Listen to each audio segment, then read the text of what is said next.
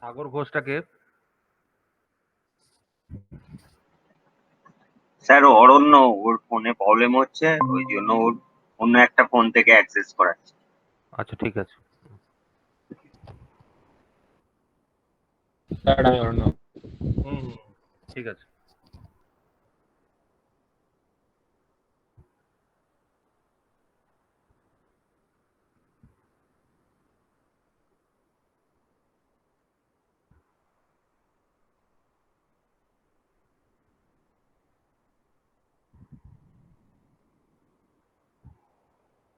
আচ্ছা কালকে তোমরা ওই ভিডিওটা দেখেছিলে?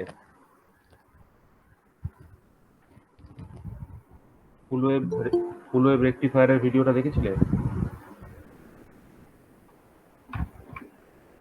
হ্যালো, কালকে একটা ফুল ওয়েভ রেকটিফায়ারের ভিডিও আমি ইউটিউবে পাঠিয়েছিলাম, তোমরা সবাই দেখেছো সেটা? না স্যার, আমার তো দেখা হয়নি। না স্যার, কালকে ভিডিওটা দেখায়নি। ঠিক আছে, অসুবিধা নেই। ঠিক আছে, না দেখলে কোনো অসুবিধা নেই, আজকে আমরা দেখবো। ঠিক আছে, প্রবলেম হবে না।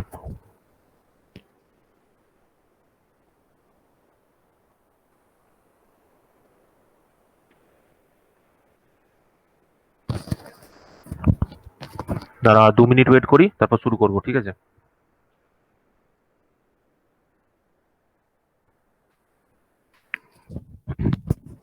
তো দেখো, তোমাদের আগের দিন পর্যন্ত হাফ ওয়েভ রেকটিফায়ারটা অব্দি হয়েছিল, ঠিক আছে তাই তো? হাফ ওয়েভ রেকটিফায়ারের ক্যালকুলেশন পর্যন্ত আমরা করেছিলাম। তো হাফ ওয়েভ রেকটিফায়ারের পরে, দাঁড়াও 1 মিনিট, বাদল এসে গেছে।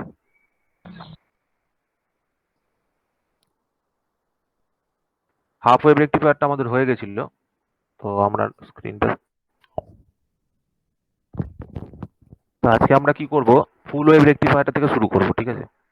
ফুল ওয়েভ রেকটিফায়ারটা কি জিনিস তোমরা তো সবার হয়তো আইডিয়াও রয়েছে, যার নেই তার অসুবিধা নেই, তারা হয়ে যাবে। তো 1 মিনিট একটু হোল্ড করে নাও।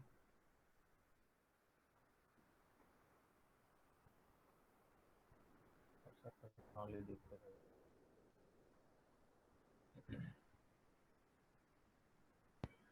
তো আজকে যেটা শুরু করছি, এটা ফুল ওয়েভ রেকটিফায়ার, ঠিক আছে? তো অনেকের হয়তো আইডিয়া আছে, যাদের আইডিয়া নেই তারাও নতুন কিছু শিখবে, যাদের আছে তারাও শিখবে। সো ফুল ওয়েভ রেকটিফায়ার, ঠিক আছে? তো দেখো, ফুল ওয়েভ রেকটিফায়ার মানে কি? ফুল ওয়েভ রেকটিফায়ার মানে হচ্ছে, আমরা হাফ ওয়েভ রেকটিফায়ার আগের দিন পড়েছিলাম। তো সেক্ষেত্রে আমরা দেখেছিলাম যে একটা রেকটিফায়ার সার্কিটের মধ্যে আমি যখন ইনপুট দিচ্ছিলাম এসি ওয়েভ ফর্ম, ঠিক আছে, হাফ ওয়েভ রেকটিফায়ার, যখন একটা এসি ওয়েভ ফর্ম আমি ইনপুটে দিচ্ছিলাম, ঠিক আছে, সাপোজ এদিকটা ভোল্টেজ আছে, এদিকটা টাইম আছে।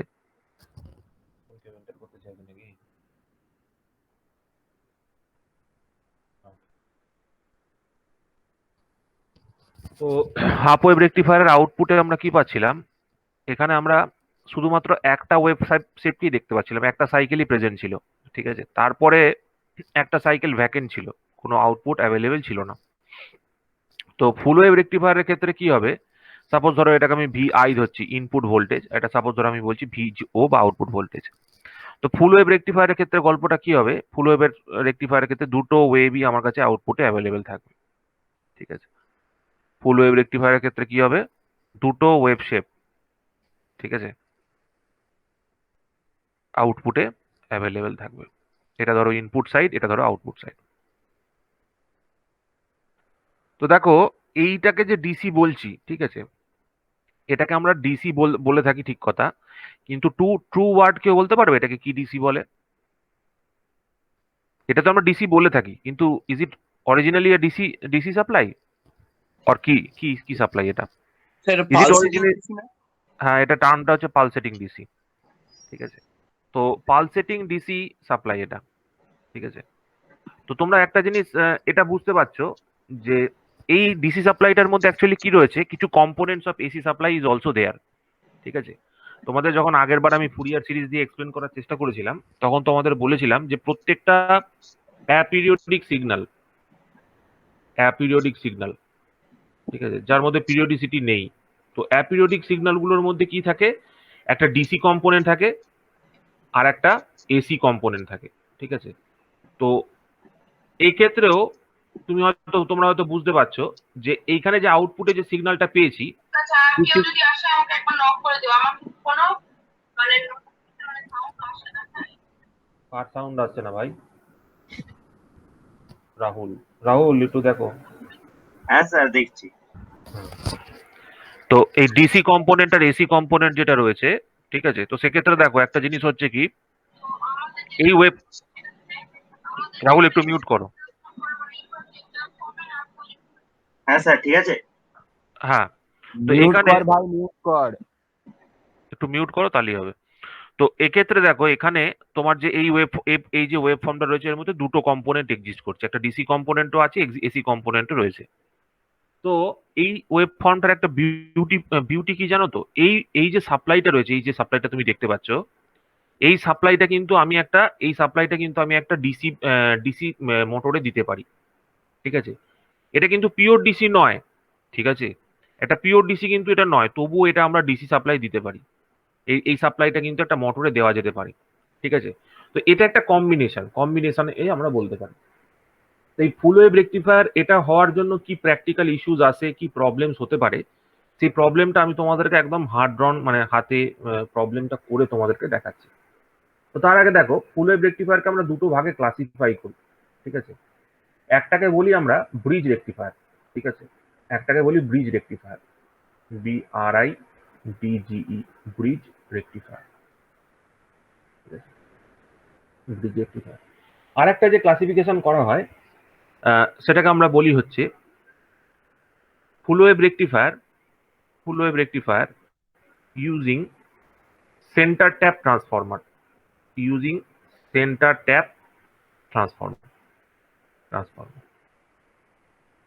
ঠিক আছে, তো ফার্স্ট অফ অল আমরা একটা করে সার্কিটকে অ্যানালিসিস করব, এবং একটা করে সার্কিট অ্যানালিসিস করার পর আমরা প্রথমে দেখবো ব্রিজ রেকটিফায়ারটা সম্বন্ধে, তারপর দেখবো ফুল ওয়েভ সেন্টার ট্যাপ ট্রান্সফরমারটা সম্বন্ধে। তো দেখো, প্রথমে আমরা যেটা দেখছি সেটা হচ্ছে ব্রিজ রেকটিফায়ার সম্বন্ধে।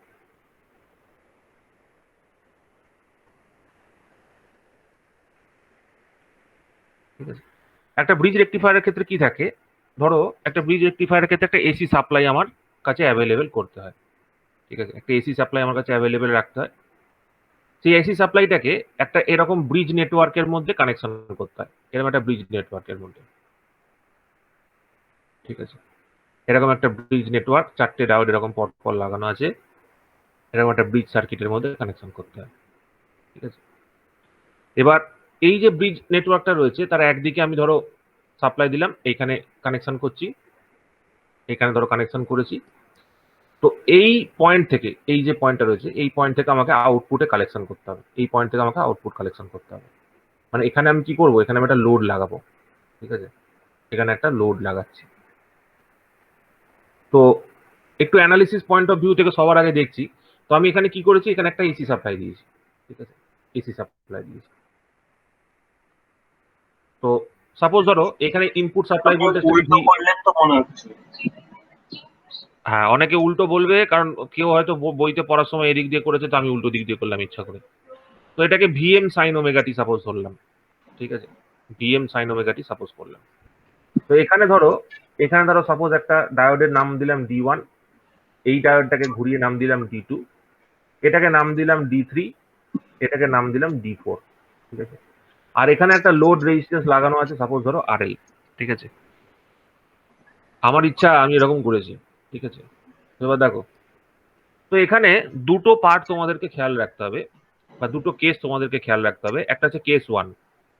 ঠিক আছে, কেস 1-এ আমরা যে ওয়েব ফর্মটা নিয়ে ইনপুটে দিয়ে থাকি, ঠিক আছে, সেই ইনপুটের ওয়েব ফর্মটাকে অ্যানালিসিস করতে হবে সবার ফার্স্টে।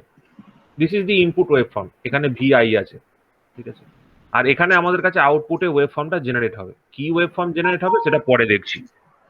তো সবার আগে আমাকে একটা জিনিস তোমরা বলবে, যদি আমি শুধু 0 থেকে পাই পর্যন্ত কেবলমাত্র পজিটিভ হাফ সাইকেলটার জন্য কনসিডার করি, তো দেখো পজিটিভ হাফ সাইকেলটার জন্য সাপোজ ধরে নিচ্ছি এদিকটা পজিটিভ, এদিকটা নেগেটিভ। তো এই সিচুয়েশনে ভালো করে খেয়াল করে দেখো, এদিক থেকে যদি কারেন্টের ফ্লো হওয়া শুরু হয়, ঠিক আছে, এদিক থেকে যদি কারেন্টের ফ্লো হওয়া শুরু হয়, তাহলে আমাকে বলো যে এই দুটো যে ডায়োড আছে, ঠিক আছে, এই ডায়োডটা রয়েছে বা ধরো এইদিকে যে ডায়োডটা রয়েছে, এই দুটো ডায়োডের মধ্যে কোনো ডায়োড কি ফরওয়ার্ড বায়াস হবে কি হবে না? মানে এই দুটো এরপরে যদি আমি কারেন্টের কন্ডাকশনটা বলি, তাহলে কি কারেন্টটা কি এইদিকে যেতে পারবে বা এই কারেন্টটা কি এইদিকে যেতে পারবে? এরকম কি কোনো ঘটনা ঘটবে না কি হবে বলো? ডায়োড D1 বলো বা D2 বলো, ডায়োড D1 বা ডায়োড D2 কোনোটাই কিন্তু কারেন্টের কন্ডাকশন করবে না। ঠিক কি ঠিক নয় বলো? তাই তো। কন্ডিশনটা বলুন স্যার, বুঝতে পারলাম না। কন্ডিশনটা হচ্ছে যে 0 থেকে পাই পর্যন্ত ভাবো, 0 থেকে পাই পর্যন্ত, ঠিক আছে, for positive half cycle, positive half cycle, positive half cycle, half cycle, ঠিক আছে। আমাকে বলো ডায়োড D1 এর স্ট্যাটাসটা কি, ডায়োড D2 এর স্ট্যাটাসটা কি, ডায়োড D3 এর স্ট্যাটাসটা কি, আর ডায়োড D4 এর স্ট্যাটাসটা কি? স্ট্যাটাস মানে হচ্ছে কি? স্ট্যাটাস মানে হচ্ছে কোনটা ফরওয়ার্ড বায়াস কোনটা রিভার্স বায়াস সেটা আমাকে বলো। দেখো একটা ডায়োডকে আমরা জেনারেলি, এটা একটা ডায়োডের সিম্বল। এবার ডায়োডের এটা যদি অ্যানোড হয়, এটা হচ্ছে ক্যাথোড। এবার অ্যানোডে জেনারেলি পজিটিভ ভোল্টেজ যদি অ্যাপ্লাইড হয় আর ক্যাথোডে যদি নেগেটিভ ভোল্টেজ অ্যাপ্লাই হয়, সেই কন্ডিশনটাকে আমরা বলি হচ্ছে সেই ডায়োডটা ফরওয়ার্ড বায়াস কন্ডিশনে রয়েছে, ঠিক আছে। তো তুমি যদি এই দিক থেকে দেখতে থাকো, এই দিকে দেখলে দেখো এই ডায়োডটার এইটা হচ্ছে ক্যাথোড আর এই দিকটা হচ্ছে অ্যানোড। তো ক্যাথোডে পজিটিভ আছে, তাহলে এই ডায়োডটা কি হবে? ডায়োড D1টা কি হবে? স্যার রিভার্স বায়াস কন্ডিশনে। রিভার্স বায়াস কন্ডিশনে থাকবে, রিভার্স বায়াস কন্ডিশনে থাকবে, কারেক্ট। এবার যদি তুমি দেখো যে ডায়োড D3টা কি হবে? Sir same reverse bias. Diode D3টাও রিভার্স বায়াস কন্ডিশনে থাকবে। স্যার D2 তে লিখছেন স্যার আপনি। ও সরি সরি সরি, ঠিক আছে, ডায়োড D3টাও রিভার্স বায়াস কন্ডিশনে থাকবে। এবার উল্টো দিক থেকে দেখো, উল্টো দিকে আমাকে বলো ডায়োড D4 D2 যেটা আছে, ডায়োড D2 যেটা আছে, দেখো ডায়োড D2র অ্যানোডে কি আছে? অ্যানোডে নেগেটিভ টার্মিনাল কানেক্টেড আছে, তাই তো? হ্যাঁ স্যার। ডায়োড D2র অ্যানোডে নেগেটিভ টার্মিনাল কানেক্টেড আছে। তো তাহলে ডায়োডের এই কানেকশনটা কি হচ্ছে? ডায়োডের ডায়োডের অ্যানোডে যদি রিভার্স বায়াস হয়ে যাচ্ছে, তাহলে এটাও হচ্ছে রিভার্স বায়াস কন্ডিশনে আছে। আচ্ছা, এবার বলো ডায়োড D4টা ডায়োড D4 এর অ্যানোডে কি কানেকশন আছে? রিভার্স। রিভার্স বায়াস কন্ডিশনে আছে। তো এখান থেকে আমরা একটা জিনিস বুঝতে পারলাম যে আমরা যে সার্কিটটা ড্র করেছি সেই সার্কিটে পুরো কন্ডিশনটা প্রত্যেকটা ডায়োডই কিন্তু সুইচ অফ কন্ডিশনে আছে, সুইচ অফ কন্ডিশনে আছে। মানে কোনো ডায়োডই কিন্তু কোনো অপারেটিং কন্ডিশনে নেই, বুঝতে পারলে? ডায়োডের কোনো ডায়োডই কিন্তু অপারেটিং কন্ডিশনে নেই। তো এই যে সিচুয়েশনটা, এই সিচুয়েশনটা কেন অ্যারাইজ করেছে? সরি স্যার, এই একটু ইন্টারাপ্ট করছি। বলছি D2 টা যে রিভার্স বায়াস হলো, ওটা পজিটিভ হাফ সাইকেল দিয়ে কারেন্টটাকে নিয়েছেন বলে? হ্যাঁ, পজিটিভ হাফ সাইকেলের জন্য চিন্তা করো, হ্যাঁ হ্যাঁ, পজিটিভ হাফ সাইকেলের জন্য চিন্তা করো, আচ্ছা আচ্ছা, থ্যাংক ইউ। ঠিক আছে। এবার তুমি যদি নেগেটিভ হাফ সাইকেলের জন্য ভাবো, ঠিক আছে, এবার তুমি যদি নেগেটিভ হাফ সাইকেলের জন্য ভাবো, দেখো নেগেটিভ হাফ সাইকেলের জন্য ভাবো, নেগেটিভ হাফ সাইকেলের জন্য কি হবে? এই ডাইরেকশনটা পজিটিভ হবে আর এই ডাইরেকশনটা নেগেটিভ হবে, ঠিক আছে। তো এইটা পজিটিভ এবং এটা যদি নেগেটিভ হয়, এখান থেকে তোমরা আরেকটা জিনিস দেখতে পাবে যে দেখো ডায়োড, আমি এই সার্কিটটা ড্র করছি, একটা অন্য গল্প তোমাদের পরে বলছি, কেস 2।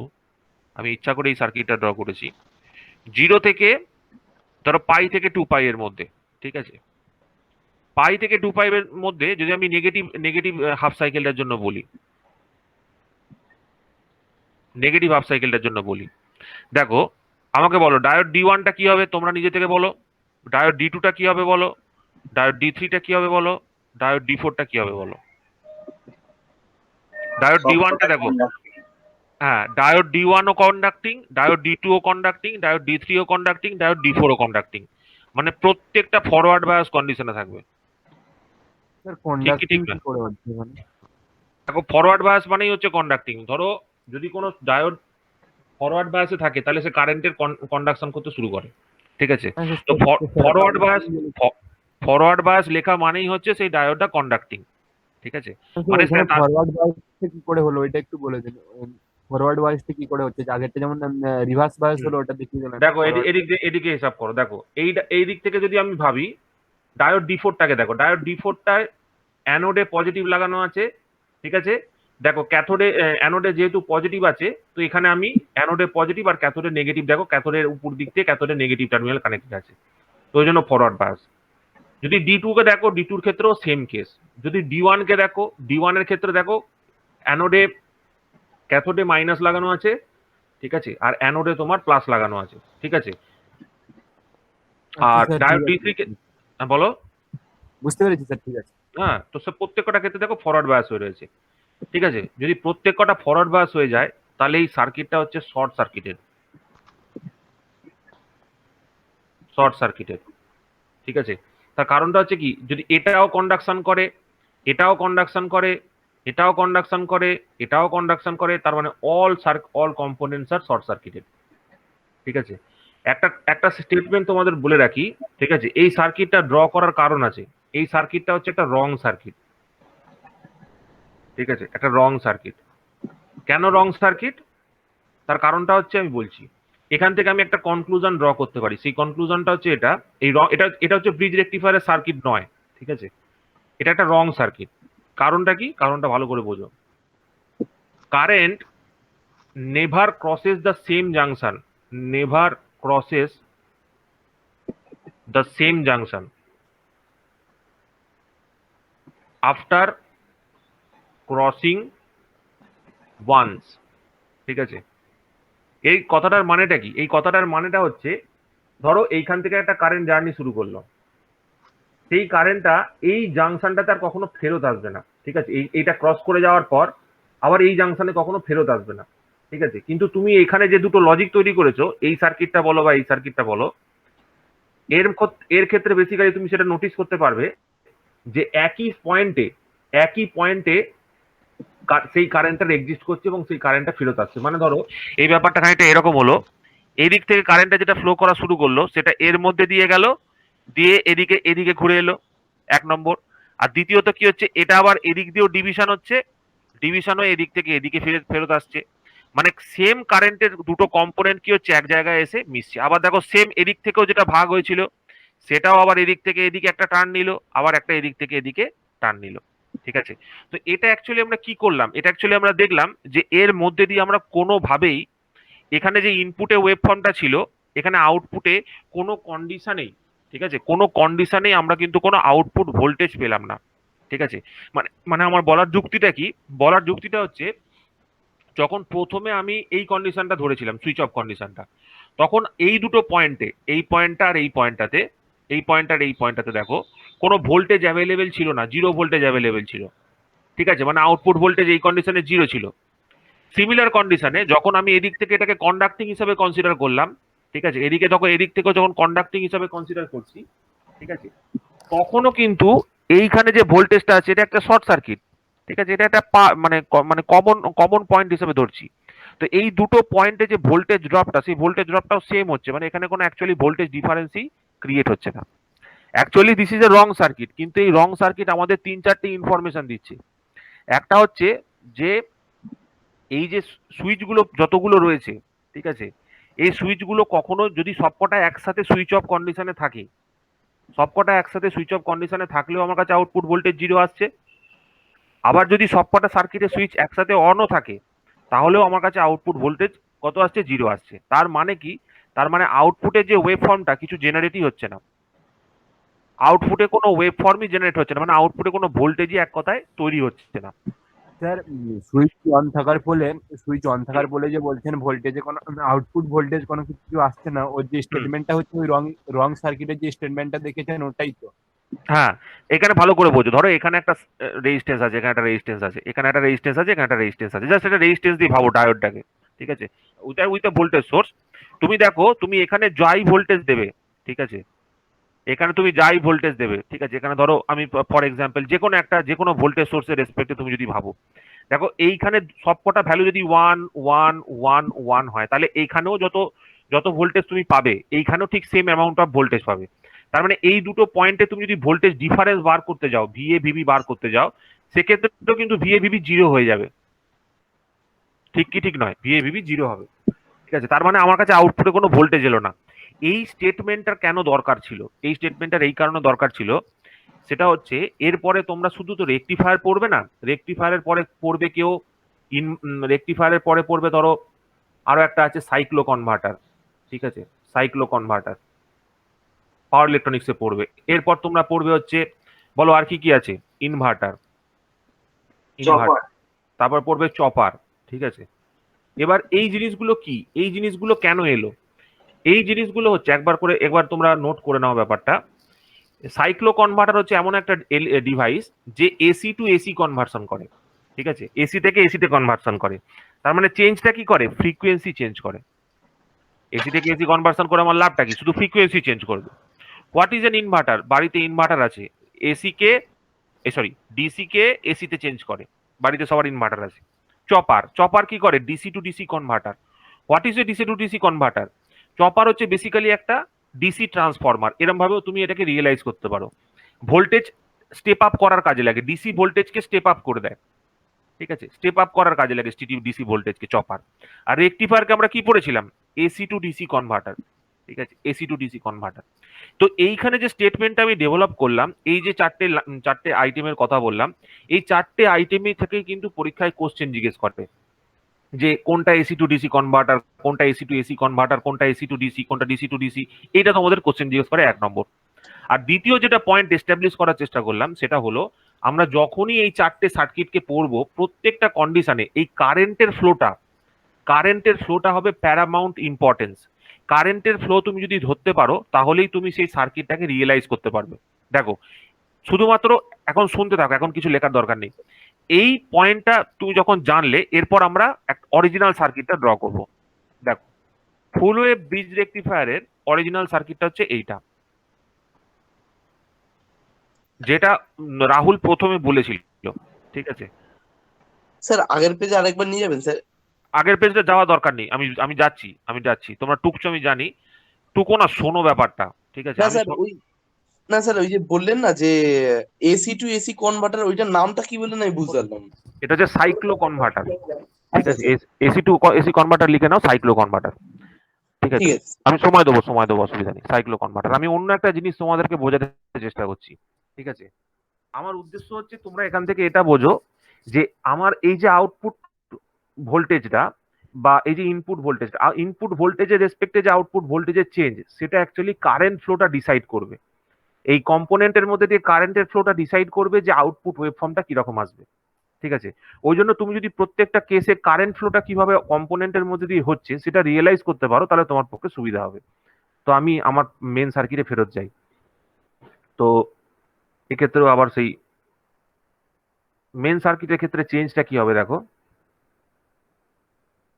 মেন সার্কিটের ক্ষেত্রে ফান্ডামেন্টাল চেঞ্জটা যেটা হয় সেটা হচ্ছে, এই যে উপরের পোর্ট দুটোকে আমরা লোডের সাথে কানেকশন করি, এই পোর্টটাকে আমরা লোডের সাথে কানেকশন করি। ঠিক আছে? লোডের সাথে কানেকশন করি। আর এসি সাপ্লাইটা আমরা এখানে দিই, এইখানে দিই। এবার দেখো, এই দুটো পয়েন্টকে তুমি রিয়েলাইজ করার চেষ্টা করো। এটা ডায়োড D1, এটা ডায়োড D2, এটা ডায়োড D3, এটা ডায়োড D4। ঠিক আছে? এখানে যদি আমি একটা পজিটিভ হাফ সাইকেলের কথা চিন্তা করি, সাপোজ ধরো this is a positive half cycle, এটা ধরো VI, এটা হচ্ছে আমার কাছে VI। তো এখানে আমার কাছে আউটপুটে ভোল্টেজ আসবে V0। তো কেস 1 আমি ধরো ধরলাম আগেকার মতো। ঠিক আছে? বলো 0 থেকে পাই এর মধ্যে, from 0 to pi, that is for positive half cycle. ঠিক আছে? ফর পজিটিভ হাফ সাইকেল বলো কোন ডায়োড গুলো ফরওয়ার্ড বায়াস কন্ডিশনে আছে। দেখো, এইখানে আমি পজিটিভ হাফ সাইকেলের জন্য এই দিকটা পজিটিভ ধরছি, এদিকটা নেগেটিভ ধরছি। তার মানে দেখো এই পজিটিভ সাইকেলটা এইখানে প্লাস সাইন ইন্ডিকেট করছে, ঠিক আছে, আর এই যে নেগেটিভ হাফটা রয়েছে সেই নেগেটিভ হাফটা এইখানে ইমপ্রেস হচ্ছে, ঠিক আছে, এইখানে ইমপ্রেস হচ্ছে। এবার আমাকে বলো যে স্ট্যাটাসটা কি হবে, ডায়োড ডি ওয়ানটা কিরকম ভাবে থাকবে, ডায়োড ডি টুটা কিভাবে থাকবে, ডায়োড ডি থ্রিটা কিভাবে থাকবে, আর ডায়োড ডি ফোরটা কিভাবে থাকবে, তোমরা এখন বলতে পারবে কোন ডায়োডটা ফরওয়ার্ড বায়াস আছে, কোন ডায়োডটা রিভার্স বায়াস আছে, বলো আমাকে। স্যার ডি ওয়ানটা স্যার হচ্ছে যে ফরওয়ার্ড বায়াস কন্ডিশনে রয়েছে। ডি ওয়ানটা ফরওয়ার্ড বায়াস কন্ডিশনে আছে। দেবজ্যোতি এই অভিরূপ বলো। প্রশ্নটা আরেকবার বলুন স্যার। প্রশ্নটা হচ্ছে যে এইখানে যে ডায়োড গুলো রয়েছে এই হ্যাঁ। ডায়োড গুলোর মধ্যে ডায়োড ডি ওয়ানটা কি কি বায়াসে রয়েছে, ফরওয়ার্ড বায়াস না রিভার্স বায়াস? হ্যাঁ, ফরওয়ার্ডে। ফরওয়ার্ডে। ডায়োড ডি টুটা বলো কি কন্ডিশনে আছে? দুটা বলছি দাঁড়ান, দুটা রিভার্সে। ডায়োড ডি টুটা রিভার্স বায়াসে আছে। রিভার্স, তাই তো? ঠিক করে বলো। স্যার সবকটাই তো স্যার ফরওয়ার্ডে আছে এ কি বলছিস, স্যার। ঠিক করে স্যার দেখ। D1 D3 তেও রয়েছে আর D4। এই দেখ স্যার ডি ওয়ান আর ডি থ্রিটা হচ্ছে স্যার ফরওয়ার্ড, আর ডি টু আর ডি ফোর হচ্ছে স্যার হচ্ছে যে রিভার্সে রয়েছে। স্যার দেখো D1 আর D2 টা ফরওয়ার্ডে আছে। বল। হ্যাঁ এক্স্যাক্টলি। এবার দেখো ডি ওয়ানটাকে দেখো, ডি ওয়ানের অ্যানোডে দেখো পজিটিভ আছে, ঠিক আছে, আর দেখো ডি টুর দেখো ডি থ্রির অ্যানোডে নেগেটিভ আছে। অ্যানোডে নেগেটিভ থাকা মানেই হচ্ছে সেটা রিভার্স বায়াস হয়ে যাবে, ঠিক আছে, অ্যানোডে নেগেটিভ থাকলে সেটা রিভার্স বায়াস হয়ে যাবে, মানে ডি থ্রিটা রিভার্স বায়াস আছে। আর দেখো নেগেটিভটা ডি টুর ক্যাথোডে আছে, ঠিক আছে, ডি টুর ক্যাথোডে নেগেটিভ আছে, ডি টুর ক্যাথোডে নেগেটিভ আছে, মানে এই কন্ডিশনটা ডি টুর ক্যাথোডে নেগেটিভ আছে, তার মানে কি এটাও ফরওয়ার্ড বায়াস, ডি টুটা ফরওয়ার্ড বায়াস। আবার দেখো ডি ফোর এর ক্যাথোডে পজিটিভ আছে, ডি ফোর এর ক্যাথোডে তো পজিটিভ হওয়া সম্ভব নয় কারণ সেটা রিভার্স বায়াস হয়ে যাবে। মনে রাখবে অ্যানোডে পজিটিভ টার্মিনাল দিতে হবে আর ক্যাথোডে নেগেটিভ টার্মিনাল থাকতে হবে। Either of the cases will be correct. যদি অ্যানোডে নেগেটিভ হয়ে যায় তাহলেও রিভার্স বায়াস, যদি ক্যাথোডে পজিটিভ হয়ে যায় তাহলেও রিভার্স বায়াস, ঠিক আছে। এই কন্ডিশনটাকে আমাকে স্যাটিসফাই করতে হবে। তো এটা মানেটা কি, এটা মানেটা হচ্ছে আমি যদি একটা এর থেকে ইকুইভ্যালেন্ট সার্কিট ড্র করি তাহলে দেখো কি হচ্ছে, এইদিকে যে ডি ওয়ান ডায়োডটা ছিল সেটা একটা শর্ট সার্কিট হিসেবে বিহেভ করবে, ঠিক আছে, তারপরে এদিকে যে ডি থ্রি ডায়োডটা ছিল সেই ডায়োডটা একটা ওপেন সার্কিট হিসেবে কাজ করবে, ঠিক আছে, আর এদিকে যদি তুমি দেখো এদিকে যে ডি ফোর ডায়োডটা ছিল সেটাও একটা ওপেন সার্কিট হিসেবে কাজ করবে, আর এদিকে যে ডায়োড ডি টুটা ছিল সেই ডায়োড ডি টুটা শর্ট সার্কিট হিসেবে কাজ করবে। তো দেখো এইখানে আমি সাপ্লাই দিয়েছিলাম, এখানে আমি সাপ্লাই দিয়েছি, ঠিক আছে, এখানে আমি সাপ্লাই দিয়েছিলাম, আর এখানে আমি লোডটা লাগিয়েছিলাম, এখানে আমি লোডটা লাগিয়েছিলাম। তো ডিউরিং পজিটিভ হাফ সাইকেল কি ঘটনাটা ঘটলো, এর মধ্যে দিয়ে কারেন্টটা ট্রাভেল করলো, এই দিক দিয়ে গেল, এদিক দিয়ে যাওয়ার পর এই দিক দিয়ে রিটার্ন করলো, দিয়ে এইভাবে ফেরত চলে এলো, ঠিক আছে। এইটা হলো ডিউরিং পজিটিভ হাফ সাইকেল। দেখো ডিউরিং পজিটিভ হাফ সাইকেল কিভাবে কারেন্ট ফ্লো হলো সেটা বুঝতে পারলে কিনা বলো। দেখো হ্যাঁ স্যার বুঝতে পেরেছি। দেখো হ্যাঁ হ্যাঁ, তার মানে এই কারেন্টের ফ্লোটা কি বোঝালো, এই কারেন্টের ফ্লোটা বোঝালো, আমি তোমাদের বলেছিলাম যে একটা এলিমেন্ট, ধরো কোনো রেজিস্ট্যান্স, ইন্ডাকটেন্স, ক্যাপাসিটেন্স, তার মধ্যে দিয়ে যেদিক থেকে কারেন্টের ফ্লো হয় সেদিকটা পজিটিভ হবে আর তার উল্টো দিকটা কি হবে, নেগেটিভ হবে। তো দেখো এইখানে যে ভোল্টেজের পোলারিটিটা তৈরি হলো এই কারেন্ট ফ্লোটা হওয়ার জন্য, ফরওয়ার্ড বায়াস কন্ডিশনে এই কারেন্ট ফ্লোটা হওয়ার জন্য, পজিটিভ হাফ সাইকেলে কারেন্ট ফ্লোটা হওয়ার জন্য যে ভোল্টেজ ড্রপটা তৈরি হলো সেই ভোল্টেজ ড্রপের পোলারিটি আর এইখানে যে ভোল্টেজ ড্রপটা আমি আগে থেকে লিখে রেখেছি সেই পোলারিটি দুটো সেম হলো, ঠিক কি ঠিক নয়? দেখো এখানে আমি একটা আগে থেকে পোলারিটি লিখে রেখেছি আর এখানে যে পোলারিটিটা তৈরি হলো সেই দুটো পোলারিটি দেখো সেম পোলারিটি হলো, ঠিক আছে। স্যার এটা কিসের জন্য দরকার এটা আমি পরে বলছি। তো আমরা এখান থেকে একটা জিনিস বুঝতে পারলাম যে এই ডিউরিং পজিটিভ হাফ সাইকেল যে পোলারিটি ডেভেলপমেন্ট হলো আর আগে যেটা ছিল সেই পোলারিটিটা সেম পোলারিটি হলো। এবার কেস টুটা অ্যানালিসিস করলে বুঝতে পারবো। দেখো কেস টুটাকে দেখো ভালো করে, কেস টুটা কি, পাই টু 2 পাই এর মধ্যে কনসিডার করো, নেগেটিভ হাফ সাইকেলের জন্য দেখো, ঠিক আছে, নেগেটিভ হাফ সাইকেলের জন্য দেখো। এবার তোমরা একজন একজন করে বলো D one, D two, D three, D four এর স্ট্যাটাসটা কি হবে আমি বলে দিচ্ছি, তাড়াহুড়ো করার দরকার নেই, যে কোনো একজন একটা একটা করে বলো। অরণ্য বলো, যদি আমি এদিকটা পজিটিভ সাইন ইউজ করি, সরি, যদি আমি এদিকটা নেগেটিভ সাইন ইউজ করি নেগেটিভ হাফ সাইকেলের জন্য আর এদিকটা পজিটিভ সাইন ইউজ করি তাহলে দেখো কি হচ্ছে, এইটা পজিটিভ হয়ে যাচ্ছে আর এইটা নেগেটিভ হয়ে যাচ্ছে। এবার আমাকে অরণ্য শুধু বলবে যে ডি ওয়ান ডায়োডটা কি কন্ডিশনে আছে, ফরওয়ার্ড বায়াস কন্ডিশনে আছে না রিভার্স বায়াস কন্ডিশনে আছে, টাইম নিয়ে বলো। D1টা স্যার। আর ডি ওয়ানের দেখো অ্যানোডে নেগেটিভ হয়েছে, ঠিক আছে, ডি ওয়ানে অ্যানোডে নেগেটিভ আছে, রিভার্স বায়াস হবে তাহলে। তার মানে রিভার্স বায়াস, তার মানে রিভার্স বায়াস মানে কি বোঝায়, নন কন্ডাক্টিং, সুইচ অফ। ঠিক আছে। হ্যাঁ, বাদল বলার চেষ্টা করো D2 ডায়োডটার কি কন্ডিশন। হ্যালো বাদল, আচ্ছা ছেড়ে দাও, বলো রে, আছিস তো রে, শুনতে পাচ্ছে না, যাই হোক সৌরভ বলার চেষ্টা কর, সৌরভ বলো sir reverse bias sir.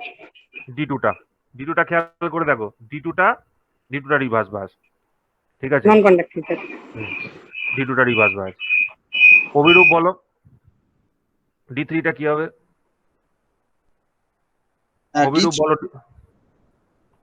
Abhirup বলো D3টা কি হবে। D3তে দেখো অ্যানোডে পজিটিভ টার্মিনাল এসে কানেকশন হয়েছে, কি হবে বলো। ইয়ে হবে, ফরওয়ার্ডই হবে স্যার। হ্যাঁ, তাহলে D3টা ফরওয়ার্ড হবে। তো এটা আমরা এখান থেকে বুঝতে পারলাম D3টাও ফরওয়ার্ড হবে, আর সিমিলারলি D4টাও দেখবে ফরওয়ার্ড হবে, ঠিক আছে। তো এই যদি কন্ডিশন হয়, এই কন্ডিশন আমি যদি একটা ইকুইভ্যালেন্ট সার্কিট এটার জন্য ড্র করার চেষ্টা করি, কি রকম হবে দেখো। ডায়োড D1টা রিভার্স বায়াস, খুলে দিলাম। ডায়োড D2টা কন্ডাক্টিং, তার মানে জুড়ে রাখলাম। ডায়োড D4টাও কন্ডাক্টিং, জুড়ে রাখলাম। ডায়োড D2টা ওপেন রাখলাম, ঠিক আছে। তার মানে ইকুইভ্যালেন্ট সার্কিটটা কিভাবে ড্র করছি সেটা আমাদেরকে খুব ভালো করে বুঝতে হবে। দেখো এবার এখানে আমার কাছে সোর্স ছিল, এখানে আমি কানেকশন করেছিলাম, আর এখানে কানেকশনটা কমপ্লিট করেছিলাম। এবার ঘটনাচক্রে কি হয়েছে, ঘটনাচক্রে দেখো এদিকটা ছিল আমার কাছে পজিটিভ আর এদিকটা ছিল নেগেটিভ। তাহলে এদিক থেকে কারেন্টটা যখন ট্রাভেল করা শুরু করলো, এখান থেকে ফার্স্টে গেল D3 দিয়ে যাওয়ার পর এদিক দিয়ে রিটার্ন করলো, এদিকে প্লাস এদিকে মাইনাস ভোল্টেজ ড্রপ তৈরি করলো। তারপর সে কি করলো, D4 দিয়ে ব্যাক করলো। এটা আমার কাছে D3 ছিল, এটা আমার কাছে D4 ছিল, ঠিক আছে। D4 দিয়ে ব্যাক করে এদিক থেকে সোর্সের মধ্যে ফিরে গেল, ঠিক আছে। তো এই যে কারেন্টের ফ্লো দেখো, এই কন্ডিশনেও যে পোলারিটিতে ভোল্টেজ তৈরি করেছে, প্লাস মাইনাস যে পোলারিটিতে তৈরি হয়েছে, এই কন্ডিশনেও সেম পোলারিটিতে ভোল্টেজ তৈরি হয়েছে, ঠিক কি ঠিক নয় বলো। তো এইটাই অ্যাকচুয়ালি সিগনিফাই করছে যে আমার আউটপুটে যে ভোল্টেজটা আমি পাচ্ছি ফর বোথ দ্য কেসেস, দুটোই সেম পোলারিটির হচ্ছে। দেখো এখানেও V0 আমি যে পোলারিটি ধরেছি, এখানেও সেই ফার্স্ট হাফের জন্য সেম পোলারিটি তৈরি হয়েছে, এখানেও সেকেন্ড হাফেও সেম পোলারিটি, এদিকেও প্লাস মাইনাস, এর জন্য এদিকে প্লাস মাইনাস তৈরি হয়েছে। তো যার জন্য আমাদের দুটো ওয়েভ ফর্মই একই দিকে হচ্ছে, এবং দুটো ওয়েভ ফর্মই আমরা উপরের দিকে তুলে দিচ্ছি, মানে দুটো ওয়েভ ফর্মই কি পজিটিভ ভোল্টেজ ড্রপকে শো করছে। এবার গন্ডগোলটা কি হয়, গন্ডগোলটা হচ্ছে যখন আমরা ইনভার্টার পড়বো তখন দেখবে এখানে যে ভোল্টেজটা আমি ইনিশিয়ালি ধরেছিলাম, দিস ইজ ইনিশিয়াল জাস্টিফিকেশন, মানে ইনিশিয়াল কনসিডারেশনের সাপেক্ষে ইনভার্টারের ক্ষেত্রে এই টার্মিনালগুলো ঘুরে যায়, এই টার্মিনালগুলো চেঞ্জ হয়ে যায়। তখন আমাকে রিয়েলাইজ করতে হবে যে এই ভোল্টেজটা তখন আর উপরে থাকবে না, নিচের দিকে নেমে আসবে। কিন্তু এই যে দিকের ওয়েভটা, এই দিকের ওয়েভটা উপরের দিকেই থাকে। তাহলে দেখো আমি যে গল্পটা শোনালাম সেই অনুযায়ী একটা সাইন ওয়েভ তৈরি হচ্ছে না, এটার পোলারিটি রিভার্সাল হয়, এটার পোলারিটি সেম থাকে, তার মানে একটা এরকম রিভার্স ওয়েভ তৈরি হয় ফর ইনভার্টার, ঠিক আছে। তো মেন কনসিডারেশন যেটা ইনভার্টার হোক রেকটিফায়ার হোক, যেটা আমরা বলে থাকি, সেটা হচ্ছে কারেন্টের ফ্লোটা কিভাবে হচ্ছে, এবং সেই কারেন্টের ফ্লো এর জন্য আমাদের আউটপুটের যে ওয়েভ ফর্মটা রয়েছে, মানে আউটপুটে যে তোমার ভোল্টেজটা রয়েছে, ভোল্টেজ সোর্সটা রয়েছে, তার কি নেচারটা হচ্ছে, ঠিক আছে। তো আশা করি কিভাবে ফুল ওয়েভ জেনারেট করলে বুঝতে পারলে সবাই, কারো কোনো অসুবিধা নেই। না স্যার। আচ্ছা দেখো, কারো কোনো প্রবলেম নেই আশা করি। তো দেখো না। সিমিলার, হ্যাঁ তারপর দেখো নেক্সট দেখো, এইটারই আমি একটা নেক্সট জিনিস তোমাদেরকে ড্র করে দেখাচ্ছি, ঠিক আছে। তো আমরা এটা প্রথমে পড়লাম ফুল ওয়েভ রেকটিফায়ারের ব্রিজ কনফিগারেশনটা। এরপর যেটা পড়বো ইউজিং সেন্টার ট্যাপ ট্রান্সফরমার,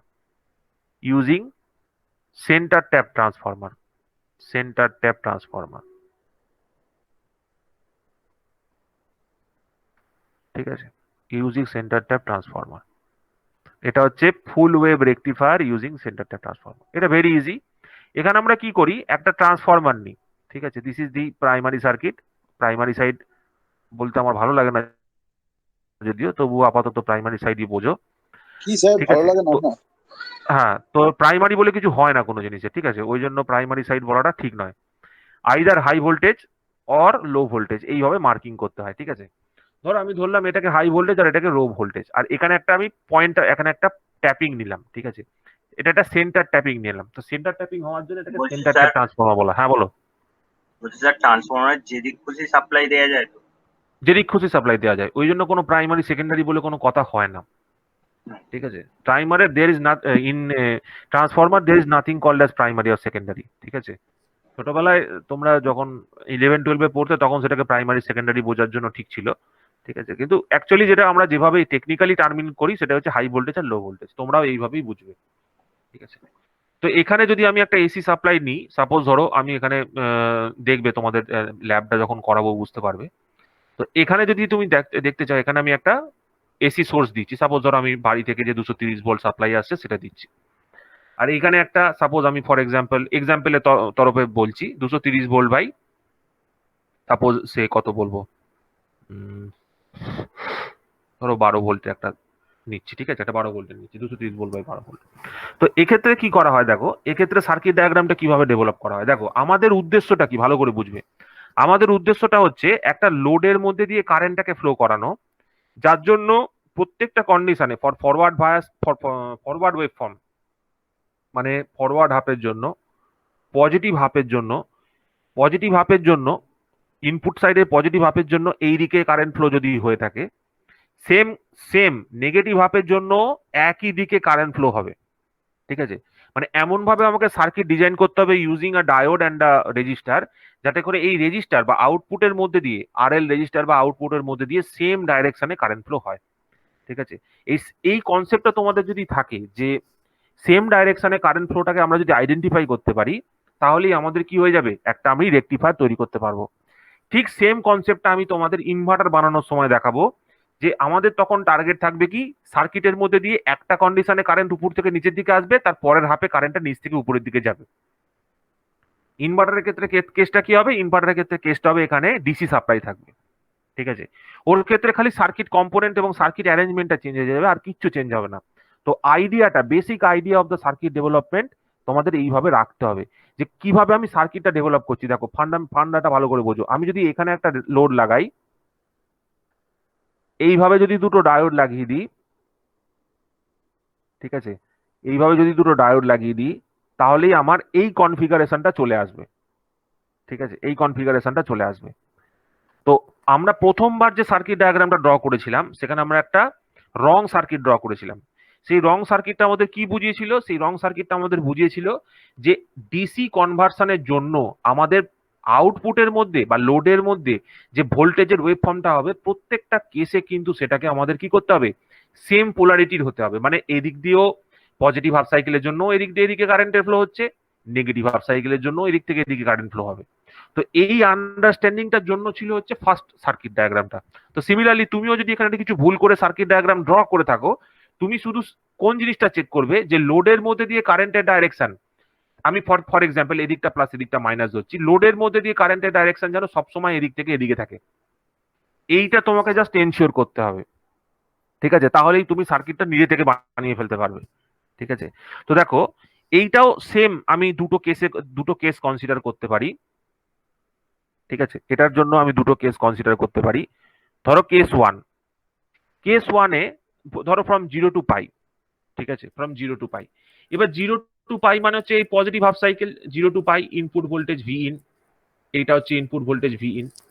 এইবার এখানে যদি ভি ইন থাকে, এটা যদি সেন্টার ট্যাপ ট্রান্সফরমার হয়, তাহলে এইটা টোটাল যদি ভোল্টেজ, ধরো এই টোটাল যদি ভোল্টেজ আমি ফর এক্সাম্পল বলছি, এই টোটাল ভোল্টেজটা যদি ধরো V0 হয়ে থাকে, তাহলে এখানে V0/2 ভোল্টেজ আসবে, ঠিক আছে? আবার এদিকেও কিন্তু প্লাস এদিকে মাইনাস V0/2 ভোল্টেজ আসবে, ঠিক আছে? তো তুমি যদি পজিটিভ হাফ সাইকেলটা কনসিডার করো, পজিটিভ হাফ সাইকেলে জেনারেলি এরম ভাবে আমরা একটা ট্রান্সফরমার ক্ষেত্রে ডট কনসেপশন ইউজ করি। তো আপাতত ডট কনসেপশন না ধরে আমি সিম্পল পজিটিভ ডাইরেকশনটা ধরে নিচ্ছি। ধরো আমি এদিকটাকে পজিটিভ ধরলাম, প্রথমে পজিটিভ হাফ সাইকেলের জন্য এদিকটাকে পজিটিভ ধরছি। তো এদিকে পজিটিভের জন্য সাপোজ ধরো এইখানে পজিটিভ ভোল্টেজ তৈরি হচ্ছে, এখানে ফার্স্টে পজিটিভ ভোল্টেজ তৈরি হলো।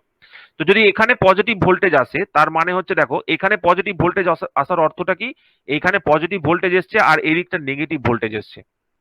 ঠিক আছে, এখানে পজিটিভ ভোল্টেজ এসছে আর এখানে নেগেটিভ ভোল্টেজ এসছে, এইটা হচ্ছে আমি ধরে নিচ্ছি। যদিও এটাকে পজিটিভ নেগেটিভ দিয়ে বলা হয় না, এটাকে ডট পোলারিটি দিয়ে ধরা হয়ে থাকে। তো এখানে যেরকম ভাবে আমরা বুঝতে পারি সেটা হচ্ছে দেখো প্রথম এবার কেসটা আমাকে বলো, ডায়োড D1 এর কি সিচুয়েশন হবে। এটা সাপোজ D1 ধরো, এটা সাপোজ D2 ধরো। বলো ডায়োড D1 টা কি হবে for positive positive half cycle, positive half cycle. বলো ডায়োড D1 টা কি হবে আর ডায়োড D2 টা কি হবে। দেখো ডায়োড D1 এর অ্যানোডে পজিটিভ, তাহলে ডায়োড D1 টা কি, sir forward bias. Forward. Forward bias. আর ডায়োড D2 এর অ্যানোডে নেগেটিভ, তাহলে ডায়োড D2 টা কি, রিভার্স। Reverse bias. তার মানে এখান থেকে তুমি পরিষ্কার বুঝতে পারছো যে ফার্স্ট কন্ডিশনটা কি হলো, আমি যদি শুধু VS টাকে ধরি, শুধু V0/2 টাকে ধরি, তাহলে জাস্ট এখানে একটা এরকম একটা ব্যাটারি দিয়ে আমি দেখাতে পারি দিস ইজ V0/2। এখানে একটা ডায়োড আছে, সেই ডায়োডটা এখন শর্ট সার্কিট হিসেবে বিহেভ করছে আর এখানে লোড লাগানো আছে। এবার এখানে যে ভোল্টেজ সোর্সটা V0/2 ছিল সেটা V0/2 হয়ে পড়ে আছে, কিন্তু এখানে ডায়োডটা যেটা আছে সেটা ওপেন সার্কিট হয়ে পড়ে আছে। ঠিক আছে, এরকম কন্ডিশন হয়ে আছে। আমি শুধু সেকেন্ডারিটা ড্র করলাম, শুধু এইটুকু পোর্শনকে আমি ড্র করছি, শুধু এইটুকু পোর্শনকে আমি ড্র করলাম, আমি প্রাইমারিটাকে ধরলাম না হিসাবের মধ্যে আপাতত। আর এই যে কয়েলটা রয়েছে সেই কয়েলটাকে আমি একটা ভোল্টেজ একটা ব্যাটারি হিসাবে কনসিডার করছি, যদিও এটাকে ব্যাটারি না একটা ভোল্টেজ সোর্স হিসেবে বলা ভালো।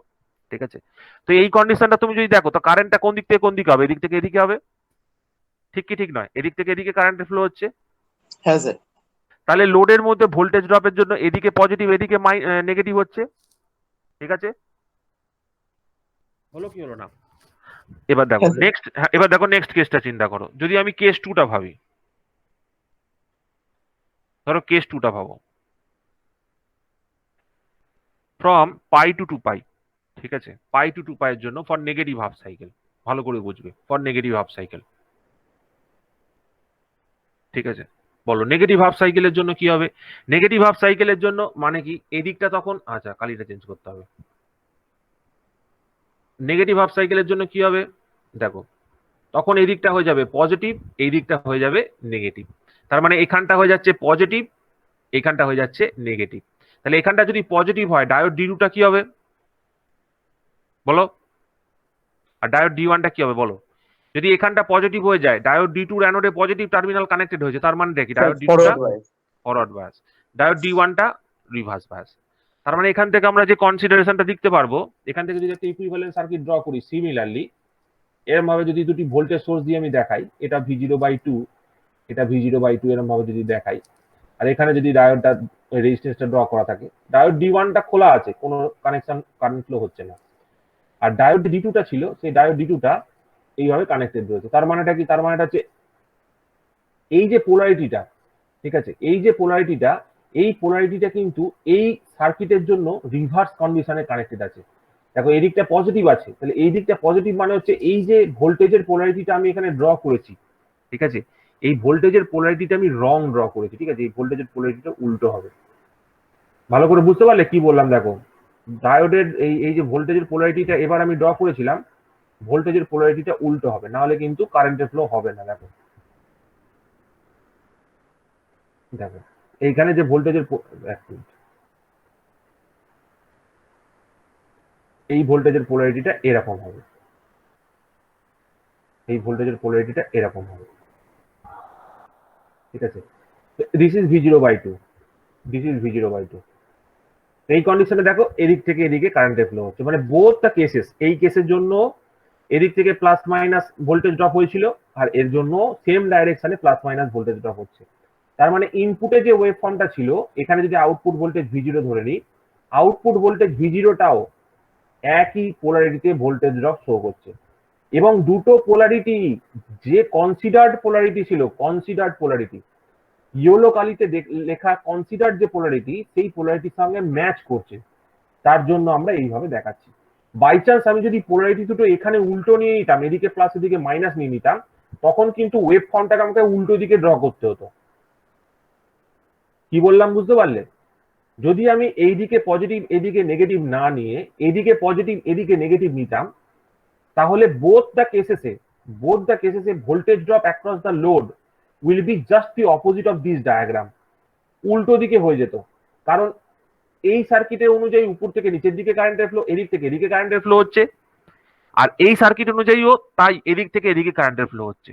বাট কনসিডার্ড পোলারিটিতে আমি এদিকটাকে পজিটিভ ধরেছিলাম, এদিকটাকে নেগেটিভ ধরেছিলাম, তাহলে ওয়েভ ফর্মটা তখন আমাকে উল্টো দিকে ড্র করতে হতো, এইভাবে ড্র করতে হতো, এইভাবে। ঠিক আছে, এইভাবে কখন ড্র করতে হতো? যদি এইরকম পোলারিটি হতো, এইরকম পোলারিটি যদি হতো, এই দিকটা পজিটিভ এদিকটা নেগেটিভ। বুঝতে পারলে? দেখো ভালো করে বোঝো। এই যে কনসেপশন গুলো, এইগুলো যদি ক্লিয়ার না হয়, এরপরে কিন্তু আমি অনেক কিছু জিনিস তোমাদের পড়াতে পারবো না। যে একটা ওয়েভ ফর্ম কিভাবে উল্টে যায়, একটা ওয়েভ ফর্মের কিভাবে পোলারিটি চেঞ্জ হয়, এই ব্যাপারগুলো বুঝতে পারছো কিনা বলো। হ্যালো শেষে যেটা বললে স্যার না একবারে স্যার হ্যাঁ? বলছি যে স্যার এখানে সেন্টার ট্যাপের ক্ষেত্রে কি স্যার ডবল লোড ইউজ করতে হয় কি এখানে? না, ডবল লোড কোথায়? একটাই তো লোড আছে, এই তো একটাই লোড, এটাই লোড। আচ্ছা আচ্ছা আচ্ছা আচ্ছা, এবার বুঝতে পেরেছি স্যার। ঠিক আছে, একটাই তো লোড। আমাদের যেটা লজিক খেয়াল রাখবে সেটা হচ্ছে যে লোডের মধ্যে দিয়ে কারেন্টের ডাইরেকশন যেন একই দিকে থাকে, both for positive half cycle আর নেগেটিভ হাফ সাইকেল। এটাই হচ্ছে আমাদের উদ্দেশ্য, আর কিছু নয়। আচ্ছা স্যার বুঝতে পেরেছি। আচ্ছা দেখো, আর কোনো কোশ্চেন থাকলে জিজ্ঞেস করতে পারো। যদি এইখানে কোনো বলছি স্যার বলো। ডায়োডের অ্যাক্রসের ভোল্টেজটা একটু বলে দেবেন? ডায়োডের অ্যাক্রসে ভোল্টেজ ড্রপ? হ্যাঁ, না ড্রপ নয়, ওই তাহলে? ফর্মটা।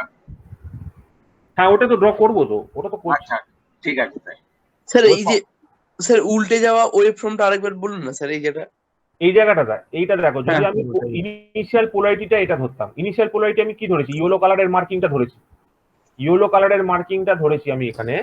ইয়েলো কালারের মার্কিংটা আমি এখানে ধরেছি, দেখো এটাকে পজিটিভ এটাকে নেগেটিভ ধরেছি। কিন্তু যদি আমি এটা হ্যাঁ। উল্টে দিতাম, তাহলে কিন্তু আমাকে এরকম ফিগার ড্র করতে হতো। এটা আর এটা আলাদা কিন্তু, বুঝতে হ্যাঁ পারছো? স্যার, হ্যাঁ স্যার। এই ইনভার্সনটা তোমাকে ধরতে হবে, এই ইনভার্সনটাতে অনেকে জিজ্ঞেস করে।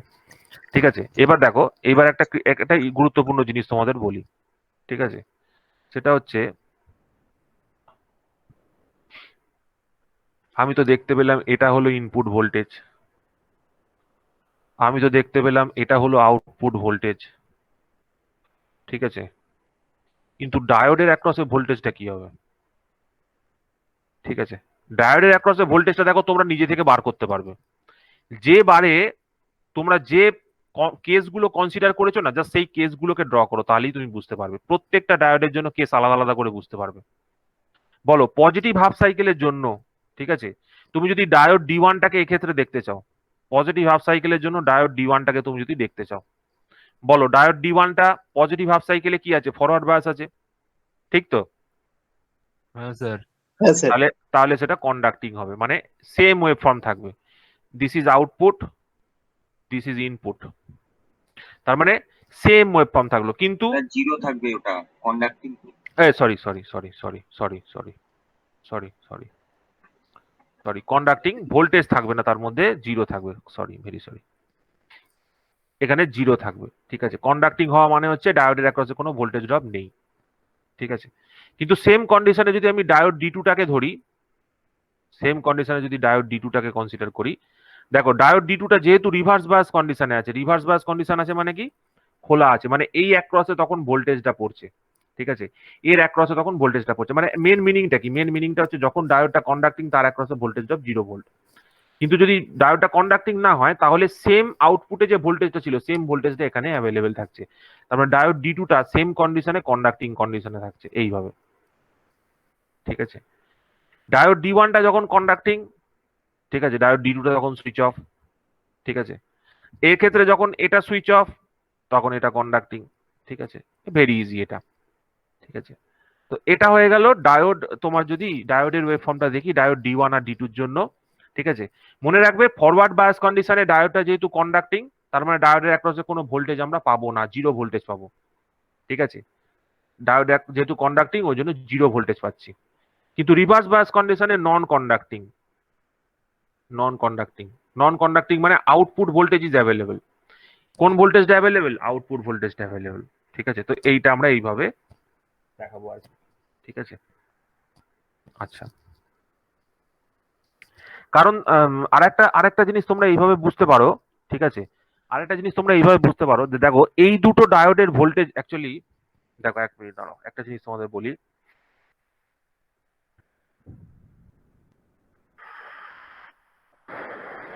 এক মিনিট দাঁড়াও, তোমাদের একটা জিনিস বলছি।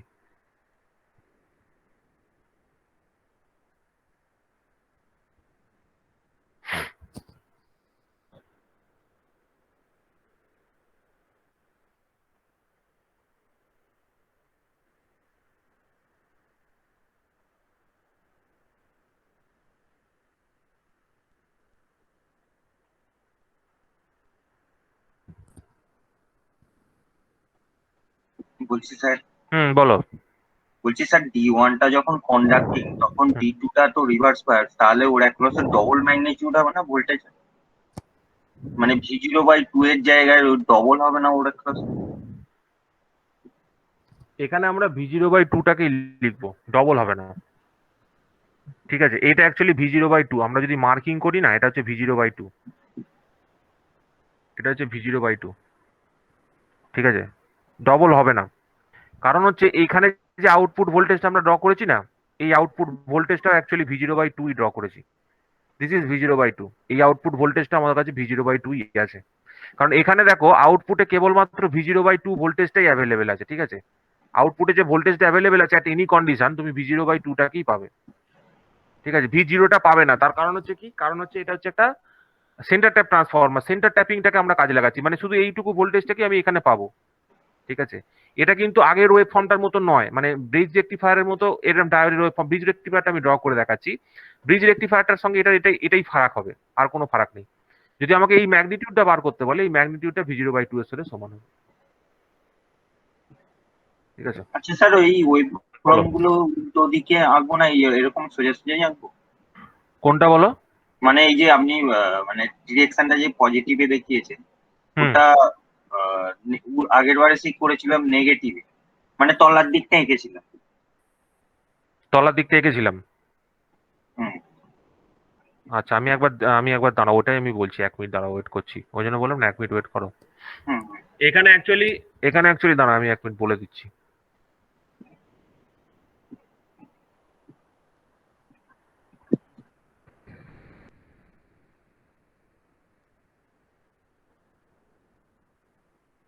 অ্যাকচুয়ালি এটাই মানে ওইটাই অ্যাকচুয়ালি গন্ডগোল হয়েছে, আমি ওই জন্য বললাম দাঁড়াতে।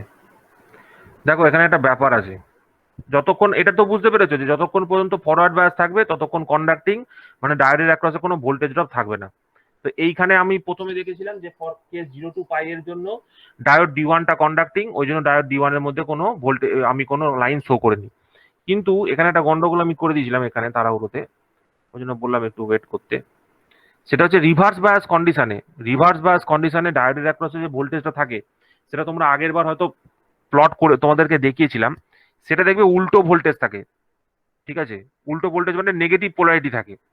ভালো করে খেয়াল করে দেখবে, আমি তোমাদের বলে দিচ্ছি ব্যাপারটা। আগের দিন ছিল মনে হয় এখানে, আমি একবার দেখে তোমাদের বলে দিচ্ছি। দেখো, ওই নিচের দিক থেকে করতে হয়েছিল রিভার্স হ্যাঁ বায়াসে। হ্যাঁ, এই রিভার্স বায়াস যখন আমরা করি না, তখন এই দিকটা আমরা এইভাবে ড্র করি। আমি এটা একটু মিস্টেক করে দিয়েছিলাম, এইভাবে হবে। ঠিক আছে, এইটা হচ্ছে রিভার্স বায়াসের প্লটিংটা, এইটা হবে রিভার্স বায়াসের প্লটিংটা। তার মানেটা কি? তার মানেটা হচ্ছে, ভালো করে বোঝো, ব্যাপারটা হচ্ছে এরকম, যদি আমি ফরওয়ার্ড বায়াসের এইদিকে দেখিয়ে দিই, এইদিকেই যদি পজিটিভ ওয়েভ ফর্মটাই দেখিয়ে দিই, তাহলে পজিটিভ ওয়েভ ফর্মে তো ডায়োডটা কন্ডাক্টিং হয়ে যাচ্ছে, তাই না? যদি আমি পজিটিভ ওয়েভ ফর্মটা এখানে শো করি, পজিটিভ ওয়েভ ফর্ম মানে কি? পজিটিভ ওয়েভ ফর্ম মানে এটা হচ্ছে তোমার 0, এটা হচ্ছে এটা হচ্ছে 0, এটা হচ্ছে প্লাস ভি।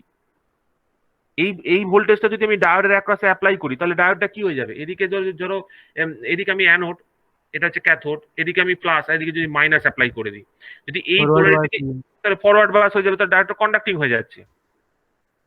যদি রিভার্স বায়াস মানে উল্টো ভোল্টেজ আমি অ্যাপ্লাই না করি, ঠিক আছে, যদি আমি উল্টো ভোল্টেজ অ্যাপ্লাই না করি, যদি উল্টো ভোল্টেজ অ্যাপ্লাই করছি, উল্টো ভোল্টেজ মানে কি? এদিকটা মাইনাস এদিকটা প্লাস, এদিকটা মাইনাস এদিকটা প্লাস করলে তবেই কন্ডাক্টিং হবে না। আর এই কন্ডিশনটা কন্ডাক্টিং,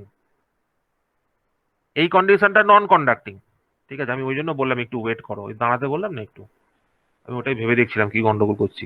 তো এইটা হচ্ছে এই কার্ভটা। ঠিক আছে, এই যে দেখো এদিকটা অ্যানোডে নেগেটিভ ক্যাথোডে পজিটিভ, এই ওয়েভ ফর্মটা সেটা বোঝায়। আর অ্যানোডে পজিটিভ ক্যাথোডে নেগেটিভ সেটা এইটা বোঝায়। বুঝতে পারছো? এই কন্ডিশনে ডায়োডটা কি হয়, কন্ডাক্টিং হয়ে যায়। এই কন্ডিশনে ডায়োডটা কি হয়, নন কন্ডাক্টিং থাকে। তো এখানে আমি ডায়োডটাকে কি দেখাতে চাইছি, নন কন্ডাক্টিং দেখাতে চাইছি। ওই জন্য ওয়েভ ফর্মটা কোন দিকে হবে, নিচের দিকে হবে। ঠিক আছে, এখানে ওয়েভ ফর্মটা কি হবে, নিচের দিকে হবে। বুঝতে পারলে কি বললাম? এটাই আগের দিন করেছিলাম তো, এটা করেছিলাম না? হ্যাঁ স্যার, ওটা তো রিভার্স বায়াসের ক্ষেত্রেই করিয়েছিলেন এটা। হ্যাঁ, রিভার্স বাসের ক্ষেত্রে করেছিলাম, হ্যাঁ ওটা রিভার্স বাসের ক্ষেত্রে করেছিলাম। দেখো কারো কোনো অসুবিধা থাকলে বলতে পারো। এটা একটু বাই মিস্টেক আমি উপর দিকে ড্র করে দিয়েছিলাম। ঠিক আছে, ভুলটা কোথায় হলো বুঝতে পারলে? ভুলটা কি জিনিস তোমরা ধরতে পারলে? দেখো এখানে আমি যে প্লাস মাইনাস করে ছবি দুটো আঁকলাম, এটা উপরের দিকটা কেন ভুল সেটা বুঝতে পারলে? উপরের দিকে যদি ড্র করতো কেউ, বা আমি যদি উপরে ড্র করতাম, তাহলে ভুলটা কোথায় হতো বুঝতে পারলে বলো? হ্যাঁ স্যার। হ্যাঁ, ওইখানে তো কারেন্ট কন্ডাক্ট হতো আর কি। হ্যাঁ, তো তাহলে উপরের দিকে করে দেওয়া মানে তো কারেন্ট কন্ডাকশন হয়ে যাওয়া, তার মানে তো এই শর্ট সার্কিটটাই বোঝানো। তো দুটোর মধ্যে কোনো মিনিং থাকতো না, বুঝতে পেরেছো? এইভাবে অ্যাকচুয়ালি কি হয়, তুমি যখন ঠিকভাবে কোনো বুঝে কোনো জিনিসকে করবে না, তখন দেখবে তুমি অটোমেটিক ফিগার বা কোনো গ্রাফ সেগুলো নিজে থেকেই ঠিক করে ফেলবে। তোমার বইয়ের কনসিডারেশনের দরকার নেই, তোমার জাস্ট আইডিয়াটাই, তোমার বেসিক আইডিয়াটাই তোমার কাছে সাফিসিয়েন্ট একটা ফিগারকে ঠিক করার জন্য। দেখো সিমিলার গ্রাউন্ডসে তুমি এখানে যদি আগের ফিগারটায় আমি চলে যাই, ঠিক আছে, এই ফিগারটায় যদি আমি করার চেষ্টা করি ব্রিজ রেক্টিফায়ারটার জন্য, এখানে জায়গা নেই। ঠিক আছে, দাঁড়া 1 মিনিট। যদি ব্রিজ রেক্টিফায়ারটার জন্য আমি করার চেষ্টা করি,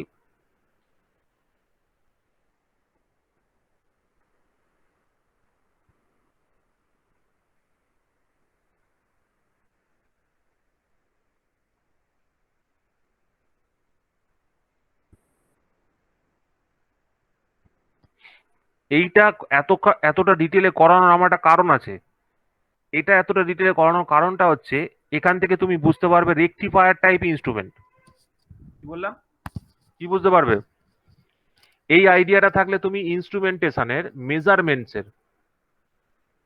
মেজারমেন্টের ঠিক আছে, রেক্টিফায়ার টাইপ ইনস্ট্রুমেন্টটা ভালোভাবে বুঝতে পারবে। ঠিক আছে, আচ্ছা, তুমি ভালোভাবে বুঝতে পারবে হচ্ছে মাল্টিমিটারটাকে, মেজারমেন্টের বলছি, মাল্টিমিটারটাকে।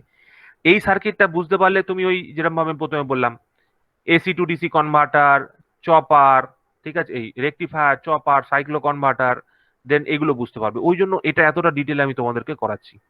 ঠিক আছে, ধরো এখানে আমি D1 লিখেছিলাম, এটাকে D2 লিখেছিলাম, এটাকে D3 লিখেছিলাম, এটাকে D4 লিখেছিলাম। এদিকে প্লাস মাইনাস V0, এদিকে VI ভোল্টেজ আছে। তো আমি যদি ওয়েভ ফর্মটাকে ড্র করি, এটা হচ্ছে আমার কাছে VI। ঠিক আছে, আমি যদি এদিকে V0টাকে প্লট করার চেষ্টা করি, তাহলে V0টা কিরকম হবে, V0টা প্রত্যেকটাই উপরের দিকে হবে। এটা নিয়ে কোনো আপত্তি নেই কারুর, আশা করি। এবার তোমরা যেটা বলতে চেষ্টা করবে যে প্রথম কন্ডিশনে পজিটিভ হাফ সাইকেলের জন্য D1 D2 কন্ডাক্টিং ছিল, তাহলে D1 আর D2 এর অ্যাক্রসে কত ভোল্টেজ ড্রপ সেটা সেম হবে, আর D3 D4 এর অ্যাক্রসে ভোল্টেজ ড্রপটা সেম হবে।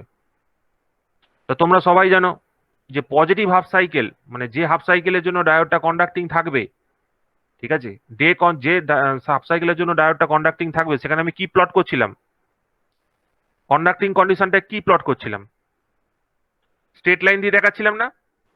Hello, 0 voltage. জিরো হ্যাঁ স্যার। Voltage, zero voltage. তার মানে এখানে আমি জিরো ভোল্টেজ দেখাচ্ছি, দেখো 0 টু পাই এর মধ্যে জিরো ভোল্টেজ। এটা হচ্ছে VD1 আর VD2 diode across voltage. Same কন্ডিশনে D3 D4 কন্ডাক্টিং ছিল, মানে এই রিভার্স বায়াস ছিল, তার মানে এরকম। তারপরে এটা তারপরে এটা এরকম, তো এটা কন্ডাক্টিং ছিল। ঠিক আছে, আবার দেখো এটা আবার কন্ডাক্টিং আছে, এটা আবার রিভার্স বায়াস আছে। ঠিক আছে, এটা আবার কন্ডাক্টিং, রিভার্স বায়াস আছে, এটা আবার কন্ডাক্টিং আছে। ঠিক আছে, এটা অ্যাকচুয়ালি কাকে বোঝালো, এটা অ্যাকচুয়ালি ডায়োডের অ্যাক্রসে ভোল্টেজ দুটোকে বোঝালো। দেখো বুঝতে পারলে কিনা বলো? বুঝতে পারলে তো আশা করি এবার এবার এই কন্ডিশনটাতে হ্যাঁ স্যার। VD3 VD4। আচ্ছা, এদিকে টাইম আছে, ঠিক আছে, ওদিকে তো আউটপুট ইনপুট ভোল্টেজ বুঝতে পেরে গেছো। তো এই সার্কিটটা এটা আমরা করার পর যেটা আমরা যে কাজটা করব সেটা হচ্ছে এখান থেকে এতটা যদি বোঝা যায়, এটা থেকে আমরা একটা লাইভ প্র্যাকটিক্যাল করব, ঠিক আছে? স্যার এক মিনিট লিখে নেবো। হ্যাঁ, লিখে নাও, যাদের লেখবার ইচ্ছা আছে তারা লিখে নাও। স্যার আমি বলছিলাম যে স্যার আমি এটা থেকে এন্ড করছি, আর একটু স্যার আমার মোবাইলটা থেকে ঢুকছি আর কি, এখানে হ্যাঁ, ঢোকো অসুবিধা নেই, ঠিক আছে, ঢোকো অসুবিধা নেই, ঢোকো।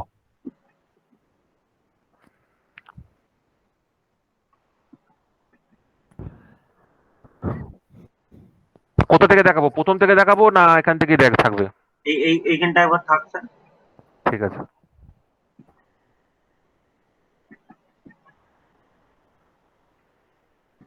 তাহলে এখান থেকে আমরা মেন যে কনসেপ্টটা শিখলাম সেটা হচ্ছে কারেন্টের ফ্লো, ঠিক আছে? Current flow through the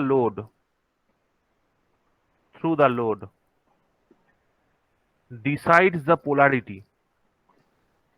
decides the polarity of output voltage.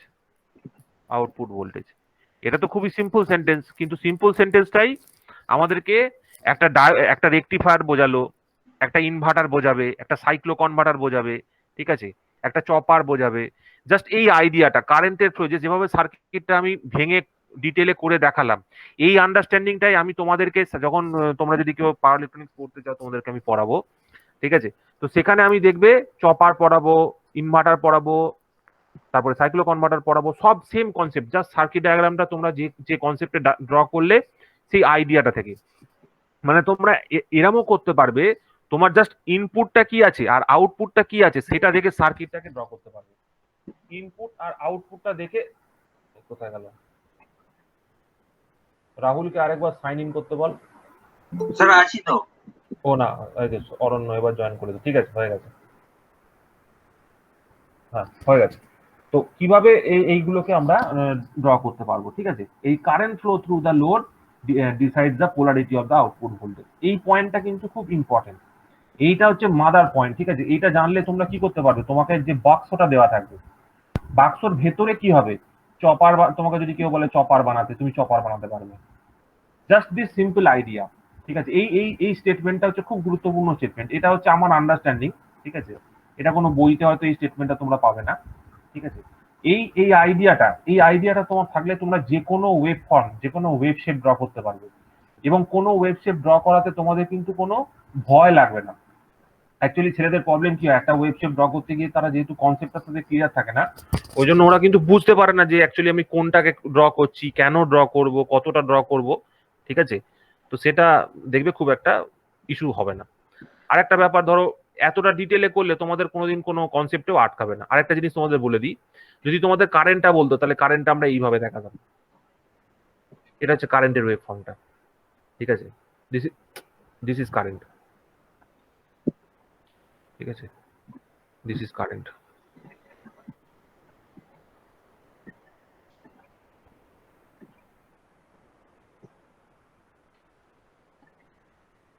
This is current. Sir V0টা কি sir voltage across load?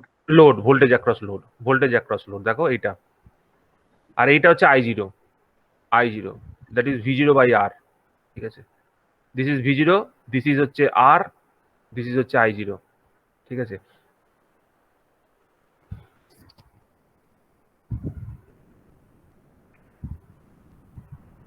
Actually কি ইস্যুটা হয় দেখ, তোরা যখন এরপরে ধর যেমন রাহুল পড়ছে, অরণ্য হয়তো পড়ছে, ঠিক আছে, গ্রাজুয়েশন পড়ছে, তো সেই গ্রাজুয়েশন পড়ার সময় কিন্তু আমাদের এই ওয়েব ফর্ম নিয়ে খুব অ্যানালিসিস করতে হয়। তো সেই অ্যানালিসিস করার আইডিয়াটা অ্যাকচুয়ালি কোথায় ডেভেলপ করে, অ্যাকচুয়ালি এইখানে ডেভেলপ করে। একটা বেসিক সার্কিট, একটা সহজ সার্কিটে কিন্তু এই আমরা খেলা করতে পারি এরকম ভাবে, ভোল্টেজকে নিয়ে, কারেন্টের ওয়েব ফর্মকে নিয়ে, ঠিক আছে, ডায়োডের অ্যাক্রসে ভোল্টেজকে নিয়ে, এইভাবে আমরা খেলা করতে পারি, ঠিক আছে? কিন্তু যখন সার্কিটটা কমপ্লেক্স হয়ে যাবে তখন প্রথমে যদি সেটা দিয়ে কেউ শুরু করে তাহলে কিন্তু তার পক্ষে বোঝাটা ডিফিকাল্ট। কারণ এরপরে আমি যখন তোদের কনভার্টার পড়াবো, কনভার্টার যখন পড়াবো, সেইখানে দেখবি কনভার্টার মানে হচ্ছে যেখানে ওই এসসিআর দিয়ে পড়াবো, এসসিআর বেস কনভার্টার, সেখানে এক টাইপের লোড নেই, 12খানা টাইপ আছে লোডের, ঠিক আছে? 12খানা টাইপ আছে, 12খানা মানে ক্লাসিফিকেশন আছে খালি। সার্কিটের ক্লাসিফিকেশন আছে। মানে এরকম একটা সিঙ্গেল এরকম সার্কিট নয়, এরকম 12খানা সার্কিট আছে। তো সেই 12খানা সার্কিট বোঝার জন্য আমাকে কি বুঝতে হবে, আমার প্রত্যেকটা প্যারামিটার, রেজিস্ট্যান্স, ইন্ডাকটেন্স, ক্যাপাসিটেন্স, এটা কিভাবে, কি নেচার তাদের, সেই নেচারটা অনুযায়ী তাদের ওয়েব ফর্মটা চেঞ্জ হয়। সেই আইডিয়াটা আমাদের সেইখান থেকে ডেভেলপ করে, ঠিক আছে। তো সেইটা আমাদের বুঝতে হয়। তো এই কনভার্টারটা হচ্ছে সব থেকে মেজর একটা পোর্শন, ঠিক আছে। কনভার্টারটা হচ্ছে সব থেকে মেজর পোর্শন, যেটা আমরা তো এখানে বাচ্চাদের রেকটিফায়ার করছি। এটা হচ্ছে, এটাকে আমরা আরেকটা কথা বলি, এটাকে আমরা বলি, কি বলি বলো দেখি, আনকন্ট্রোলড রেকটিফায়ার। আনকন্ট্রোলড রেকটিফায়ারও বলে থাকি। তো এই আনকন্ট্রোল রেকটিফায়ার দিয়ে আমি কি করবো, আমার কোনো লাভ নেই আনকন্ট্রোল রেকটিফায়ার দিয়ে। আমরা যখন একটা ধরো ডিসি মোটরকে চালাচ্ছি বা কোনো জায়গায় স্পিড কন্ট্রোল করতে চাইছি, এর অ্যাপ্লিকেশনটা কি, ভালো কথা, এর অ্যাপ্লিকেশনটা কি, স্পিড কন্ট্রোল, মোটরের স্পিড কন্ট্রোল। তো এই আনকন্ট্রোল রেকটিফায়ার দিয়ে আমি কোথাও স্পিড কন্ট্রোল করতে পারবো না। তার জন্য আমাকে কি করতে হবে, কন্ট্রোল রেকটিফায়ার নিয়ে আসতে হবে। তো সেই কন্ট্রোল রেকটিফায়ারের জন্য আমাকে তখন নানা রকমের সার্কিট ডিজাইন করতে হবে। ওইরকম 12খানা সার্কিট আছে এসসিআর বেসড, যেটা দিয়ে আমরা কি করতে পারি, সার্কিটটাকে মানে তার ওয়েব ফর্ম, এই যে ওয়েবের নেচার গুলো যেরকম আছে সেটাকে আমরা কন্ট্রোল করতে পারি। এইখান থেকেই আমরা দেখবো, এইখান থেকেই আমরা ডিরাইভ করতে পারি DC motor drives, DC motor drives, ঠিক আছে। এই এসসিআর বেস সার্কিট থেকেই সেটা তৈরি হয়। সেটাকে বলে আরএলই লোড, আরএলই লোড বেস সার্কিটটাকে বলে ডিসি মোটর ড্রাইভ, ঠিক আছে। একটা আরএলই লোড বেস ড্রাইভটাই হচ্ছে ডিসি মোটর ড্রাইভ, যেটা আমরা এসসিআর দিয়ে তৈরি করব। যখনই এসসিআর আমরা কোনো সার্কিটে ইউজ করছি, তখন সেটা আনকন্ট্রোল থেকে কন্ট্রোলড হয়ে যাচ্ছে, কারণ এসসিআর কে আমরা কি করতে পারি, আউটপুট ভোল্টেজটা এসসিআর এর কন্ট্রোল করতে পারি, ঠিক আছে। তো এইটাই আমরা পড়ি হচ্ছে কোথায় গিয়ে, সেটা আমরা পড়ি হচ্ছে পাওয়ার ইলেকট্রনিক্সে গিয়ে, ঠিক আছে।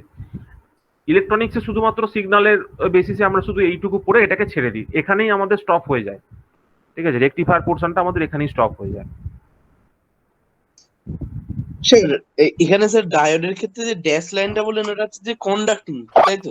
হুম। ডায়োডটা কন্ডাক্টিং।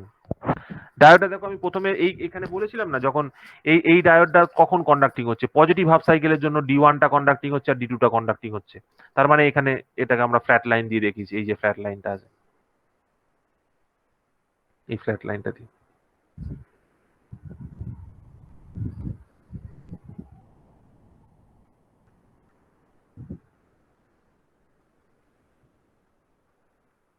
স্যার এবার যদি স্যার বাই চান্স মানে এরকম কোশ্চেন করে যে এই যে এখানে যে ডায়োডের অ্যাক্রস যে দেখালেন আপনি, এবার যদি এইখানে যদি কারেন্ট দেখে স্যার, তাহলে আমরা কি করে বলবো?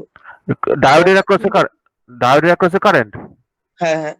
ডায়োডের অ্যাক্রসে কারেন্ট কি, এই সময় তো ডায়োডের মধ্যে দিয়ে কোনো কারেন্ট যাচ্ছে না তো, না না না না। ঠিক আছে। যেটা ফ্লো হচ্ছে না বলাটা ভুল, হচ্ছে সেই লিকেজ কারেন্টটা। তোরা ড্র করলি না লিকেজ কারেন্ট আগের দিন, হ্যাঁ স্যার হ্যাঁ। এই যে লিকেজ কারেন্টটা ড্র করছে, এই লিকেজ কারেন্ট ফ্লো হচ্ছে খুব কম, এটাকে জিরো ধরে নেওয়া যায়, জিরো মাইক্রো অ্যাম্পিয়ার রেঞ্জে জিরো ধরে নেওয়া যায়, লিকেজ কারেন্ট ফ্লো হচ্ছে, ঠিক আছে। এখন তো তোদের লিকেজ কারেন্টের আইডিয়াটা আছে, খুব কম ফ্লো হচ্ছে, খুব কম ফ্লো হচ্ছে। দেখো এটা হয়ে গিয়ে তাহলে স্যার আপনার কথাটা মাঝে মাঝে আসতে হয়ে যাচ্ছে, আবার মাঝে মাঝে খুব মাইক্রোফোনটার জন্য, ওই মাইক্রোফোনটা সরে যাচ্ছে, আচ্ছা। মাইক্রোফোনটার জন্য হচ্ছে ওটা। তো আমি তোমাদের যে পার্সপেক্টিভ থেকে ধরো রেকটিফায়ারটা পড়াচ্ছি, তার মধ্যে কিন্তু এই কনভার্টার, চপার, তার সাইক্লো কনভার্টার, তারপরে ইনভার্টার, এগুলো সব ঢুকে আছে, ঠিক আছে। তো তোমরা অ্যাকচুয়ালি কিন্তু একটা জিনিস শিখলে না এখান থেকে, তোমরা একসাথে অনেকগুলো জিনিস শিখলে, যেটা তোমাদের পরে কাজে আসবে। মানে এই কনসেপ্টটা ক্লিয়ার থাকলে, ঠিক আছে, তোমরা যখন ধরো ভবিষ্যতে যখন ধরো পড়বে, তখন কিন্তু এই কনসেপ্টটাই তোমাদের কাজে লাগবে, এই আইডিয়াটাই, কারেন্টের আইডিয়াটাই তোমাদের কাজে লাগবে এই সার্কিট ডিজাইনের ক্ষেত্রে, সার্কিট গুলোকে মনে রাখার ক্ষেত্রে, ঠিক আছে। রাহুল পড়েছিস তো এগুলো? অরণ্য তো পড়েছিস আশা করি। হ্যাঁ স্যার, এইগুলো সেই সিগন্যালে আপনাকে সেই আগের দিন বলেছিলাম না, কিন্তু পাওয়ারে খুব ভালো করে বুঝিয়েছি ম্যাডাম। মানে এতটা ডেটসে এগুলো পাওয়ার বলেছি। রিলেটেড আছে না?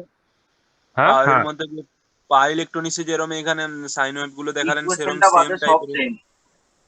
ও আচ্ছা, হ্যাঁ সেই কিটা বাদে সব সেম? বললাম সেই যে পাওয়ারের যে সেই ডায়োডের ভোল্টেজ, সেই আগের দিন এ করলাম না, আউটপুট ভোল্টেজ, ওইটার কথা বলছি। হ্যাঁ, ওটা তো বার করবো, তো ওটা তো এখনো করিনি, প্র্যাকটিক্যালটা করে বার করবো, ওটা এখন বাকি আছে। ওটা বার করবো, দেখো এটা। হ্যাঁ থাকবে, অসুবিধা নেই, পাবে পাবে। স্যার আজকে ঠিক করে মোটামুটি করতে পারিনি, আগে পুরো দেখতে হবে আবার। হ্যাঁ দেখো না, আছে তো, ওই জন্যই তো। দেখো মেন ব্যাপারটা হচ্ছে, মানে আমার এটা করার, রেকর্ডিংটা করার মেন উদ্দেশ্যটা হচ্ছে, দেখো একটা হচ্ছে যে তোমাদের কাছে একটা ব্যাকআপ থাকবে, ঠিক আছে, ব্যাকআপের জন্য তোমরা একবার পড়লে সেটা যদি না বুঝতে পারো এটাকে একবার রিভিশন করতে পারবে, ঠিক আছে। তো সেইটা, মানে আমি নিজে থেকে যখন তোমার মতো তোমাদের মতো স্টুডেন্ট ছিলাম, তখন আমার এটা খুব প্রবলেম হতো। আমি জিনিসপত্র খুব আস্তে আস্তে বুঝতাম, আমি খুব তাড়াতাড়ি কোনো জিনিসকে ধরতে পারতাম না, আমার একটা জিনিসকে বুঝতে সময় লাগতো। তো সেই জন্য কি হতো, আমার সবসময় মনে হতো যে যদি একবার কোনো জিনিসের রেকর্ডিং অ্যাভেলেবেল থাকে, তাহলে আমি সেটাকে একবার শুনে নিতে পারি, একবার শুনে নিলেই আমার কাজটা হয়ে যায়। কিন্তু অ্যালাস সেটা কখনো হয়ে ওঠেনি, প্রথম কথা। দ্বিতীয় কথা, যখন দেখি, তখন দেখি যে লোকজন, মানে বিভিন্ন ইনস্টিটিউট বলো বা বিভিন্ন অর্গানাইজেশন বলো, ওরা কিন্তু এই রেকর্ডিং এর জন্য আলাদা চার্জেস করে, ঠিক আছে। আলাদা চার্জেস মানে কি, ধরো আমি তোমাদের গ্যারেন্টি দিচ্ছি, আমি যে ভিডিওগুলো ইউটিউবে আপলোড করে দিচ্ছি সেগুলো সারা জীবন সেখানে থাকবে, ঠিক আছে। তুমি যখন খুশি তখন তুমি দেখতে পাবে, ঠিক আছে। কোনো অনলাইন অর্গানাইজেশন এরা কি করে, জেনারেলি এই ভিডিওগুলো ওরা লক করে দেয়, ঠিক আছে। যদি ভিডিওগুলো লক করে দেয় তাহলে কি হবে, তাহলে ভিডিওগুলো নিয়ে আরেকটা ব্যবসা করা যাবে, ঠিক আছে। তো ভিডিওগুলো লক করে দিলে তার জন্য আলাদা পেমেন্ট আছে, ঠিক আছে। তো এই সিস্টেম চলে, কিন্তু এটা হওয়া উচিত নয়। কারণ ধরো একজন স্টুডেন্ট যখন তোমার কাছে পড়ছে, ধরো আমার কাছে তোমরা পড়ছো, যতটুকু আমি জানি, ঠিক আছে, ততটুকু যাতে তোমাদের কাছে ট্রান্সফার হয় সেটা এনশিওরিটি আমি করব, ঠিক আছে। আমি যদি ইলেকট্রিক্যাল ইঞ্জিনিয়ারিং এর ফর এক্সাম্পল আমি বলছি 50% জানি, তো সেই 50%-এর আমার কাছে সেটা 100%, সেই 100%টা আমি তোমাদেরকে ট্রান্সফার করে দেবো। এবার তোমরা সেটাকে নিয়ে কি করবে সেটা তোমাদের ব্যাপার, কিন্তু এটা তোমাদের কাছে, আমার ইলেকট্রিক্যাল ইঞ্জিনিয়ারিং এ যে 50% জানা আছে সেটা তোমার 100% তোমাদের কাছে ট্রান্সফার থাকবে সবসময়, ঠিক আছে। তো এটা আমি চেষ্টা করব। হ্যাঁ, এবার 50% কেন বললাম, 50% বলার কারণ আছে। আমাকে যদি আজকে কেউ জিজ্ঞেস করে কোন একটা পাওয়ার সিস্টেমের কোন একটা অন্য জায়গা থেকে, বা কোন একটা গভীর কোন একটা কনসেপ্ট থেকে, সেটা আমি হয়তো নাও বলতে পারি, ঠিক আছে। রিজনটা কি, রিজনটা হচ্ছে কোনো টিচারের পক্ষেই সে যদি বলে আমি সব জানি, জানা সম্ভব নয়, ঠিক আছে। তোমাদের ধরো আমি এটা পড়াচ্ছি, তার আগে আমাকে পড়াশোনা করতে হয়েছে, ঠিক আছে। আমি হয়তো নিজের মতো করে পড়াচ্ছি, কিন্তু তার আগেও আমাকে পড়াশোনা করতে হয়েছে। তো না হলে কারোর পক্ষেই বলা সম্ভব নয়, পড়াশোনা না করে কেউই পড়াতে পারে না, এটা সবসময় জানবে। এটা hard and hard and fast rule আর কি, এটা কারোর পক্ষে পসিবল নয়। কেউ যদি বলে থাকে সে ভগবান, তাহলে সে কি বলবো আর কি, কিছু বলার নেই। যাই হোক, এটা হয়ে গেছে, তা দেখো ভিডিওটা দেখাচ্ছি। হ্যালো, হ্যাঁ স্যার হ্যাঁ হয়ে স্যার, গেছে। হ্যাঁ স্যার। এবার দেখো। বলছি স্যার, আপনি স্যাট পরীক্ষা দিয়েছিলেন কোনটা স্যাট? ওই মিশনের? হ্যাঁ, ওটা দিয়েই তো আমি পেয়েছিলাম। হ্যাঁ, স্যাট পরীক্ষা কিরকম হয়? স্যাট পরীক্ষা হয় 11+ লেভেলে। হ্যাঁ, সেটা তো জানি, কিন্তু ওই মানে কোশ্চেন কিরকম হয়? কোশ্চেন ওই তো স্ট্যান্ডার্ডটা বললাম তো, 11+। ও আচ্ছা। 11 লেভেলের হয়। মাধ্যমিক লেভেলে হলে পারবে না, পরীক্ষা পাস করতে পারবে না, উচ্চ মাধ্যমিক লেভেল হতে হবে, মানে একটু হায়ার হায়ার নলেজ রাখতে হবে, নাহলে পারবে না পাস করতে। কেন, কেউ দিচ্ছে নাকি? আমার ভাই এবছর উচ্চ মাধ্যমিক পাস করলো, আচ্ছা ওই জন্য। আচ্ছা আচ্ছা, ঠিক আছে, অসুবিধা নেই। আচ্ছা। আচ্ছা স্যার, আমি তো সেই বেলগড়িয়া থেকে পাস করেছিলাম রামকৃষ্ণ মিশনে। তো হুম ওদের এই ডিফারেন্ট অর্গানাইজেশন কেন এরকম করে রেখেছে? হুম। ওদের এরকম ডিফারেন্ট, ওটা তো গভর্নমেন্ট, এদের এত ফিসটা বেশি কেন? শিল্প মন্দির তো হ্যাঁ, প্রাইভেট, শিল্প মন্দির প্রাইভেট অর্গানাইজেশন তো। রামকৃষ্ণ মিশনের তো আরো স্যার গভর্নমেন্ট অর্গানাইজেশন আছে। আচ্ছা, এটা আমরা ফোনে কথা বলবো, ঠিক আছে, পরে ফোনে কথা বলবো। আচ্ছা আচ্ছা। তো এখানে দেখো, আচ্ছা তোরা দেখ সাউন্ড শুনতে পাচ্ছিস কিনা আমাকে বলবি। Hello and welcome all of you to sound আসছে? শুনতে পাচ্ছি স্যার, শুনতে পাচ্ছি। হ্যাঁ হ্যাঁ সাউন্ড আসছে স্যার। সাউন্ড আসছে তো, ঠিক আছে, শোনো তাহলে। আজকে আমরা কি করব? আজকে আমরা এই যে তোমরা দেখতে পাচ্ছ এখানে একটা ব্রিজ রেকটিফায়ার, ভিডিও সাউন্ডটা আসছে তো? হ্যাঁ হ্যাঁ স্যার স্যার ঠিক আছে। হ্যাঁ স্যার। তো আজকে আমরা এই ব্রিজ রেকটিফায়ারের সার্কিটটা কিরকম ভাবে হয় তার একটা ডিটেল দেখবো, ঠিক আছে। তো তোমরা আমাদের সঙ্গে বজায় থাকো এবং আমরা দেখো এখানে, এখানে দেখো একটা ব্রিজ রেকটিফায়ারের সার্কিট আছে, ঠিক আছে। এই ব্রিজ রেক্টিফায়ার সার্কিটে দেখো এখানে ডায়োডটা লাগানো আছে। তো আমি এখানে কি করেছি, এখানে একটা সেন্টার ট্যাপ ট্রান্সফরমারও ইউজ করেছি, আবার ব্রিজ রেক্টিফায়ারও ইউজ করেছি। সেন্টার ট্যাপ ট্রান্সফরমারটা কেন ইউজ করেছি, ভোল্টেজটা স্টেপ ডাউন করার জন্য। এখানে 4টে ডায়োড এই কনফিগারেশনে লাগানো আছে, D1 D2 D3 D4, ঠিক আছে। এখানে একটা রেক্টিফায়ারের পর এখানে একটা দেখো ইয়ে লাগানো আছে, তোমার কি বলে, একটা ক্যাপাসিটার লাগানো আছে। ক্যাপাসিটারের কাজটা কি, ক্যাপাসিটারের কাজটা হচ্ছে Filter করা, স্যার। হ্যাঁ, ফিল্টার করা। আর এখানে দেখো একটা জেনার ডায়োড লাগানো আছে, আর এখানে একটা 220 ওহমের রেজিস্টার লাগানো আছে। এবার তোমরা ভিডিওটা পুরোটা শুনে নাও, ঠিক আছে, আমি তারপরে বলবো একবারে শেষে। আমরা এই ভিডিওটা আস্তে আস্তে তৈরি করি।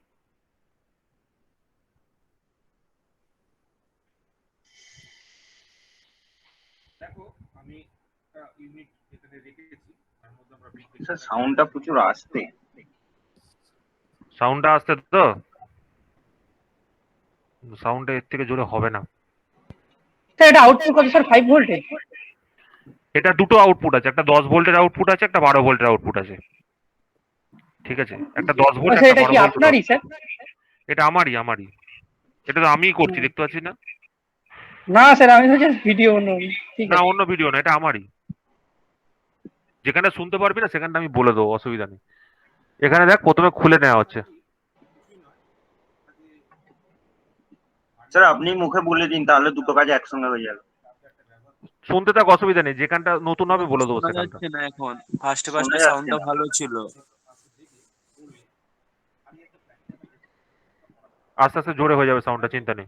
তোমরা যে ক্লাসে দেখেছিলে, সেই ক্লাসে দেখো এই জিনিসটা তোমরা খেয়াল করে দেখেছিলে, ঠিক আছে। দেখো সর্বপ্রথম এখানে একটা ট্রান্সফরমার আছে, ঠিক আছে, দিস ইজ দ্য ট্রান্সফরমার। এবার এই দিকটা হচ্ছে ট্রান্সফরমারের প্রাইমারি সাইড, ঠিক আছে। এখানে আমরা 240 ভোল্ট সাপ্লাই দেবো, ঠিক আছে। আমার কাছে এখানে মেন্স সাপ্লাই রাখা আছে, সাপ্লাইটা আমি এখানে দেবো। আর এটা হচ্ছে আমার সেকেন্ডারি এটা একটা সেন্টার ট্যাপ ট্রান্সফরমার, ঠিক আছে। তো সেকেন্ডারিতে সেন্টার ট্যাপ ট্রান্সফরমারে এটা হচ্ছে সেন্টার ট্যাপিংটা। তো আমরা এই দুটো পিন থেকে সাপ্লাই নিয়েছি। তো তারপর দেখো এখানে তোমরা দেখতে পাবে এখানে 4টে ডায়োড আছে। তো ডায়োডটাকে একটু জুম ইন করলে তোমরা হয়তো পড়তে পারছো, IN4001 ডায়োড রয়েছে, ঠিক আছে। IN4001 ডায়োড আছে। তো যেরকম ব্রিজ রেক্টিফায়ারের সার্কিট ডায়াগ্রাম হয়, তোমরা দেখো এইখানে ব্রিজ রেক্টিফায়ারের সার্কিট ডায়াগ্রামটা আমি ড্র করেছি, ঠিক আছে। এইখানে দেখো তোমার সাপ্লাই ফর ট্রান্সফরমার, তারপরে 4টে ডায়োড এরকম হবে ব্রিজ কনফিগারেশনে।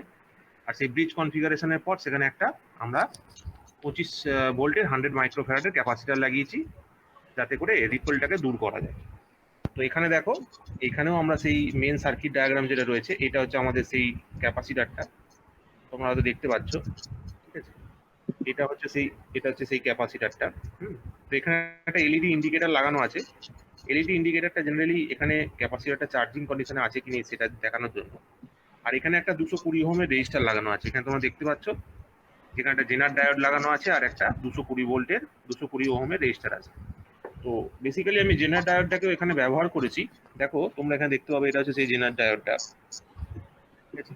এইটা হচ্ছে তোমরা দেখতে পাচ্ছ, আশা করি জেনার ডায়োডটা হচ্ছে এইটা। তো এই জেনার ডায়োডের কেন এখানে ইউজ করা হচ্ছে, মেইনলি ভোল্টেজ স্টেবিলাইজেশনের জন্য, ঠিক আছে। দেখো এই সার্কিটটাকে তোমরা যদি ফলো করো, এই দুটো পার্ট অ্যাকচুয়ালি আমাদের কাছে 12 ভোল্ট দেবে, ঠিক আছে, এই দুটো লাইন। তো লাইকওয়াইজ আমরা এখান থেকে ওই রকম সেম জিনিসটা তৈরি করেছি। এই সার্কিটটা এখান থেকে এইখানে আইদার 12 ভোল্ট আছে, আর এখানে আইদার 5 ভোল্ট আছে, ঠিক আছে। তো এখানে দেখো মার্কিংও আমরা করে রেখেছিলাম। তো এখান থেকে দেখলে তোমরা বুঝতে পারছো 12 ভোল্ট নেবো আর 5 ভোল্ট নেবো। এখানে 5 ভোল্ট ফিক্সড ডিসি পাওয়া যাবে, ফিক্সড ডিসি পাবো, ঠিক আছে। এখানে আইদার 5 ভোল্ট তুমি বুঝতেই পারছো যে জেনার ডায়োডটা যেখানে আছে, এটা জেনার ডায়োডটা। তো এই যে ইয়েলো ওয়্যারটা দেখতে পাচ্ছ, এই ইয়েলো ওয়্যারটা যেখানে আছে, এটা অ্যাকচুয়ালি আমাকে 5 ভোল্টটা শো করবে, জেনার ডায়োড থেকে যেটা নিয়েছি। আর যে দুটো এক্সট্রা আমি আলাদা দুটো পয়েন্ট বার করেছি, সেই দুটো দেখো আমি এখন ইন্ডিকেট করছি। তো এই দুটো হবে আমার কাছে 12 ভোল্টের সাপ্লাই, ঠিক আছে। তো এটা হচ্ছে মোটামুটি সার্কিট ডায়াগ্রামটা। এবার আমরা প্র্যাকটিক্যালটা করব, ঠিক আছে। তো দেখো আমরা কিভাবে প্র্যাকটিক্যালটা করি। তো আমার কাছে একটা মাল্টিমিটার আছে। তো সেই মাল্টিমিটারটাতে দেখো সবার আগে আমরা কি করছি, মাল্টিমিটারটাতে দেখো আমাদের কি সেটিংটা করা আছে। মাল্টিমিটারে এখানে দেখো আমাদের ভোল্টেজের পয়েন্টটাকে সিলেক্ট করা আছে, আর একটা কমন পয়েন্টকে সিলেক্ট করা আছে। এবার আমরা কি করব, সবার আগে সাপ্লাইতে কত ভোল্টেজ আসছে সেটাকে চেক করব। তো এসি ভোল্টেজ যেহেতু সেই জন্য আমরা এসি ভোল্টেজটাকে সিলেকশন করব। সো এবার আমরা সাপ্লাইটা চেক করে দেখবো যে এসি কত ভোল্টেজ সাপ্লাই আসছে। সবার আগে আমরা দেখে নিচ্ছি যে সাপ্লাইটা আমাদের ঠিকঠাক আছে কিনা। তো দেখো এখানে দেখো পয়েন্টারটা শিফট হচ্ছে, দেখতে পাচ্ছ 230-31 ভোল্ট পর্যন্ত, 230 ভোল্ট পর্যন্ত দেখাচ্ছে, ঠিক আছে। তো এবার আমরা দেখবো যে এখান থেকে কি করে সাপ্লাইটা আমরা দেবো। তো দেখো এখানে আমি এবার আমাদের যে দুটো সাপ্লাই এন্ড ছিল, এটা হচ্ছে আমাদের দুটো সাপ্লাই এন্ড, দেখতে পাচ্ছ এটা হচ্ছে আমাদের দুটো সাপ্লাই এন্ড। দেখো আমরা এই সাপ্লাই এন্ড দুটোকে কানেকশন করছি, ঠিক আছে। আচ্ছা, সাপ্লাই এন্ড দুটোকেও কানেকশন করছে। তো সাপ্লাই এন্ড দুটো কানেকশন করার পর সুইচটা আমরা অন করছি। দেখো দেখো সুইচটা অন করার সাথে সাথে তোমরা হয়তো দেখতে পাচ্ছ যে এখানে একটা সুইচ, এখানে একটা এলইডি জ্বলে উঠেছে, ঠিক আছে। তো এবার আমরা বলবো যে প্রাইমারিতে কত ভোল্টেজ আছে সেটা চেক করার জন্য। দেখো প্রাইমারি ভোল্টেজটা সবার আগে চেক করছে। দেখো প্রাইমারি ভোল্টেজটা চেক করছে 230 ভোল্ট আছে। সেকেন্ডারি ভোল্টেজটা এবারও দেখো চেক করছে। দেখো সেকেন্ডারি ভোল্টেজটা কত আসছে, সেকেন্ডারি ভোল্টেজটা আসছে হচ্ছে, দেখো এখনো শো করছে না, যাকে ওটা ডিসি ভোল্ট আছে, চেঞ্জ করো মিটারটা চেঞ্জ করো। দেখো এই মিস্টেকটা সবাই করে, ওদিকটা এসি ভোল্ট আছে কিন্তু 12 ভোল্ট আছে, তুমি ওখানে রিডিংটা চেঞ্জ করো, স্কেলটা চেঞ্জ করতে হবে। দেখো অ্যামিটার যখন আমরা মাপবো, হ্যাঁ তখন স্কেলটা চেঞ্জ করলাম। দেখো এবার স্কেলটা চেঞ্জ করেছি, ঠিক আছে। দেখো 12 ভোল্টের কাছাকাছি দেখাবে, ওটা ক্লোজ টু 12 ভোল্ট, ওখানে 10.22 ভোল্ট দেখাচ্ছে, ঠিক আছে। দেখো এখানে ও শো করছে। এবার যদি দুটো এন্ডে দিয়ে দিই, দুটো এন্ডে দাও, দেখো দুটো এন্ডে দিয়ে দিলে কিন্তু ওখানে রেঞ্জটা শর্ট হয়ে গেছে, তো রেঞ্জটাকে একটু বাড়াতে হবে। দেখো ভ্যালু শো করছে এখন, ঠিক আছে, 5 ভোল্টের কাছাকাছি শো করবে, 18 ভোল্টের কাছাকাছি শো করার কথা আছে, 18 ভোল্টের কাছাকাছি শো করার কথা আছে। দেখো দেখো 18 ভোল্ট শো করছে। তো এইটা হচ্ছে মোটামুটি আমরা দেখলাম যে আমাদের ট্রান্সফরমারের দুটো এন্ডে সাপ্লাই আছে। এবার যে পয়েন্টটা আমরা নোটিস করব সেটা হচ্ছে, দেখো যে দুটো পয়েন্ট রয়েছে, সেই দুটো পয়েন্টে কত ভোল্টেজ আসছে সেটা আমরা একবার দেখে নেব। তো জাস্ট এই দুটো পয়েন্টে কানেকশন করো, এই দুটো পয়েন্টে ঠেকাও। সবার আগে ডিসি মিটারটাকে আমরা সেট করছি, ঠিক আছে। সবার আগে আমরা মিটারটাকে সেট করলাম। দেখো সবার আগে আমরা মিটারটাকে সেট করেছি, ঠিক আছে, মিটারটাকে ডিসিতে সেট করা হয়েছে। এবার দেখো ডিসিতে সেট করার পর ওখান থেকে দেখো রিডিং এ হয়তো কিছু কানেকশনের প্রবলেম হচ্ছে, ওই পেছন দিকটা থেকে টেস্ট করো। হ্যাঁ দেখো ওখানে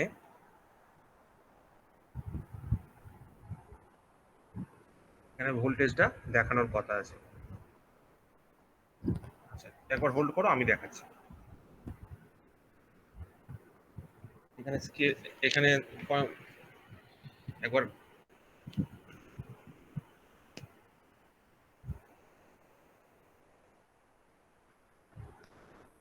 দেখো এখানে দেখতে পাচ্ছ 12 ভোল্টের কাছাকাছি কিন্তু রিডিং আসছে, ঠিক আছে। এই দিকটা ছিল আমাদের 12 ভোল্টের পোর্টটাও, দেখো এদিকে 12 ভোল্টের কানেকশন করেছে। তো 12 ভোল্টের সঙ্গেও দেখো 12 ভোল্টের এখানে সাপ্লাই আসছে, এটা 12 ভোল্ট আমরা ধরে নেবো, ঠিক আছে। এটা 10.98 একটু আসছে, ডিভাইসটা একটু পুরনো হয়ে গেছে তার জন্য হয়তো রিডিংটা একটু চেঞ্জড আসছে। তো এবার দেখো ওই দিকটা ও কানেকশন করছে, যে দিকটা তোমার জেনার ডায়োডটা লাগানো আছে। দেখো জেনার ডায়োডটা যখন লাগিয়েছি তখন ভোল্টেজটা দেখো 5.35 ভোল্টের কাছাকাছি আসছে।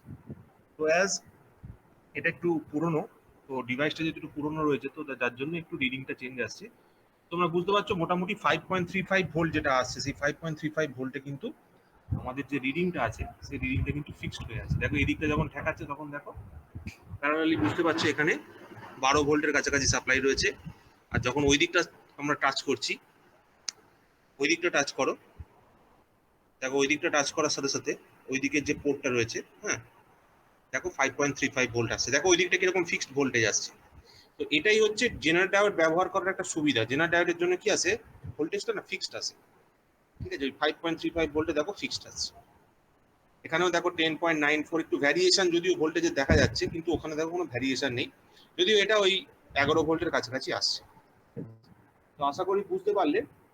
এই টেস্টটা দিয়ে আমরা অ্যাকচুয়ালি কি করলাম, আমরা ব্রিজ রেকটিফায়ারটাকে চেক করলাম, ঠিক আছে। ব্রিজ রেকটিফায়ারে কত ভোল্টেজ আসে না আসে সেটা আমরা চেক করলাম। তো thank you everyone for watching this video. বুঝতে পারলে কি হলো ঘটনাটা? আমার একটা কোশ্চেন আছে স্যার। বলো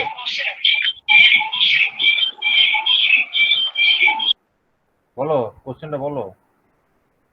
স্যার বলছি ওই যে ডায়োডের যেটা ক্যাথোড স্যার, হুম সিলভারটা তো স্যার ক্যাথোড, ওটা অ্যানোড। Sorry anode sir. হুম ওই অ্যানোডটা স্যার যখন ওই দুখানা এক করছি স্যার ব্রিজ রেক্টিফায়ারে স্যার, ওইখান দিয়ে স্যার প্লাসটা কেন বেরোয়? কোনটা প্লাস কেন বেরোয় বলো তো, বুঝতে পারলাম না কোশ্চেনটা। স্যার ডায়োডের যে সিলভার কালারটা স্যার, যেটা হুম ব্রিজ রেক্টিফায়ার করছি তো স্যার, হুম হুম হুম ব্রিজ রেক্টিফায়ার গুলো স্যার ডায়োডের যে স্যার ওই সামনের দিকে যে স্যার সিলভার কালারের সে ব্যান্ডটা থাকে না স্যার, হ্যাঁ হ্যাঁ ব্যান্ডটা থাকে হ্যাঁ। ওটা তো স্যার ক্যাথোড ওটা মাইনাস তো। ক্যাথোড, ওটা ক্যাথোড, ওটা ক্যাথোড, ক্যাথোড ক্যাথোড হ্যাঁ ওটা স্যার, ক্যাথোড, যখন স্যার ভুল করে অ্যানোড বলে দিয়েছিলাম, ক্যাথোড ওটা, হ্যাঁ বলো। হ্যাঁ স্যার ক্যাথোড মাইনাস স্যার, ওটা যখন স্যার মানে ব্রিজ রেক্টিফায়ার করছি তখন স্যার ওইখান দিয়ে প্লাস, আর যেটা যে দিক থেকে মাইনাস হয় মানে যে দিকটা প্লাস সেই দিক থেকে স্যার মাইনাস বেরোচ্ছে। হ্যাঁ হতে পারে তো, ওটা তো তোমার ওয়েভ শেপটা তো, এটা উল্টো ওয়েভ ফর্ম আছে তো, এ আর উল্টো উল্টো সোজা থোড়ি বুঝে। তুমি ওটাকে যখন গ্রাফে প্লট করবে তখন সেটা উল্টো সোজা বুঝবে। তুমি দেখো এই যে দুটো ডায়োডের মাঝখানে দেখো আমি এই ট্রান্সফরমার থেকে লাগিয়েছি, তোমার এটা ঠিক আছে, দেখো দুটো ডায়োডের মাঝখানে লাগিয়েছি না, হ্যাঁ হ্যাঁ এই স্যার। তাহলে এটা আমার ঠিক আছে। আর দুটো ডায়োডের মাথা থেকে দেখো, এই এই মাথা থেকে একটা তার নিয়ে আমি লোডে লাগিয়েছি, আর এই মাথা থেকে একটা তার নিয়ে লোডে লাগিয়েছি, ঠিক আছে। এবার সেটা অ্যানোড থেকে নিয়েছি বা ক্যাথোড থেকে নিয়েছি, একই ব্যাপার। তোমার কাছে যেটা সোজা সেটা ওটা উল্টো হয়ে গেলেও কোনো ফারাক নেই। এই যে ওয়েভ ফর্মটা আমি ড্র করলাম না, এই ওয়েভ ফর্মটা তুমি উল্টো দিকে ড্র করো আর সোজা থেকে সোজা দিকেই ড্র করো, কোনো ফারাক হবে না কিন্তু, বুঝতে পারছো? এখানে যে আইটেমটা আছে সে থোড়ি বুঝতে পারছে যে কোন দিকে পজিটিভ। ধরো ধরো একটা রেজিস্ট্যান্সের এদিকে পজিটিভ ভোল্টেজ হলে কি কোনো ফারাক হয় না, এদিকে পজিটিভ ভোল্টেজ জন্য কোনো ফারাক হয়? রেজিস্ট্যান্স রেজিস্ট্যান্স তো কোনো অসুবিধা নেই। হ্যাঁ, তো এক্ষেত্রেও তো রেজিস্ট্যান্স ইউজ করেছি, এক্ষেত্রেও রেজিস্ট্যান্স ইউজ আছে, বুঝতে পারলে? আচ্ছা আচ্ছা। মানে তোমার ওইটা কোনো ফ্যাক্টর নয়, বুঝতে পেরেছি তোমার কোশ্চেনটা, বুঝতে পেরেছি তোমার কোশ্চেনটা হচ্ছে যে স্যার আমি এইখানে এইখানে তো পজিটিভ দিয়ে দেখিয়েছি, আমি তো এখানে তো ধরুন এখানেও তো নেগেটিভ দিয়ে দেখিয়েছি রে, ক্যাথোড দিয়ে, আর আচ্ছা এখানেও ওখানে ক্যাথোড দিয়ে, নেগেটিভ তো স্যার। এখানেও ক্যাথোড দিয়ে দেখানো আছে, এদিকেও এবার ব্যাপারটা হচ্ছে কি, যে এই এই এইদিকে D1 D2 আছে, এইদিকে D1 D3 আছে না, এইদিকে D2 D4 আছে, সেটা তো এই ছবি থেকে অতটা বড়ভাবে বোঝা যায়। তোর বক্তব্য অনুযায়ী যে এটা D1 D4 না এটা D2 D3, সেটা তো তুই নিজের ইচ্ছা মতো নাম দিতেই পারিস, বুঝতে পারলি আমি কি বলতে চাইছি? দেখো হ্যাঁ স্যার।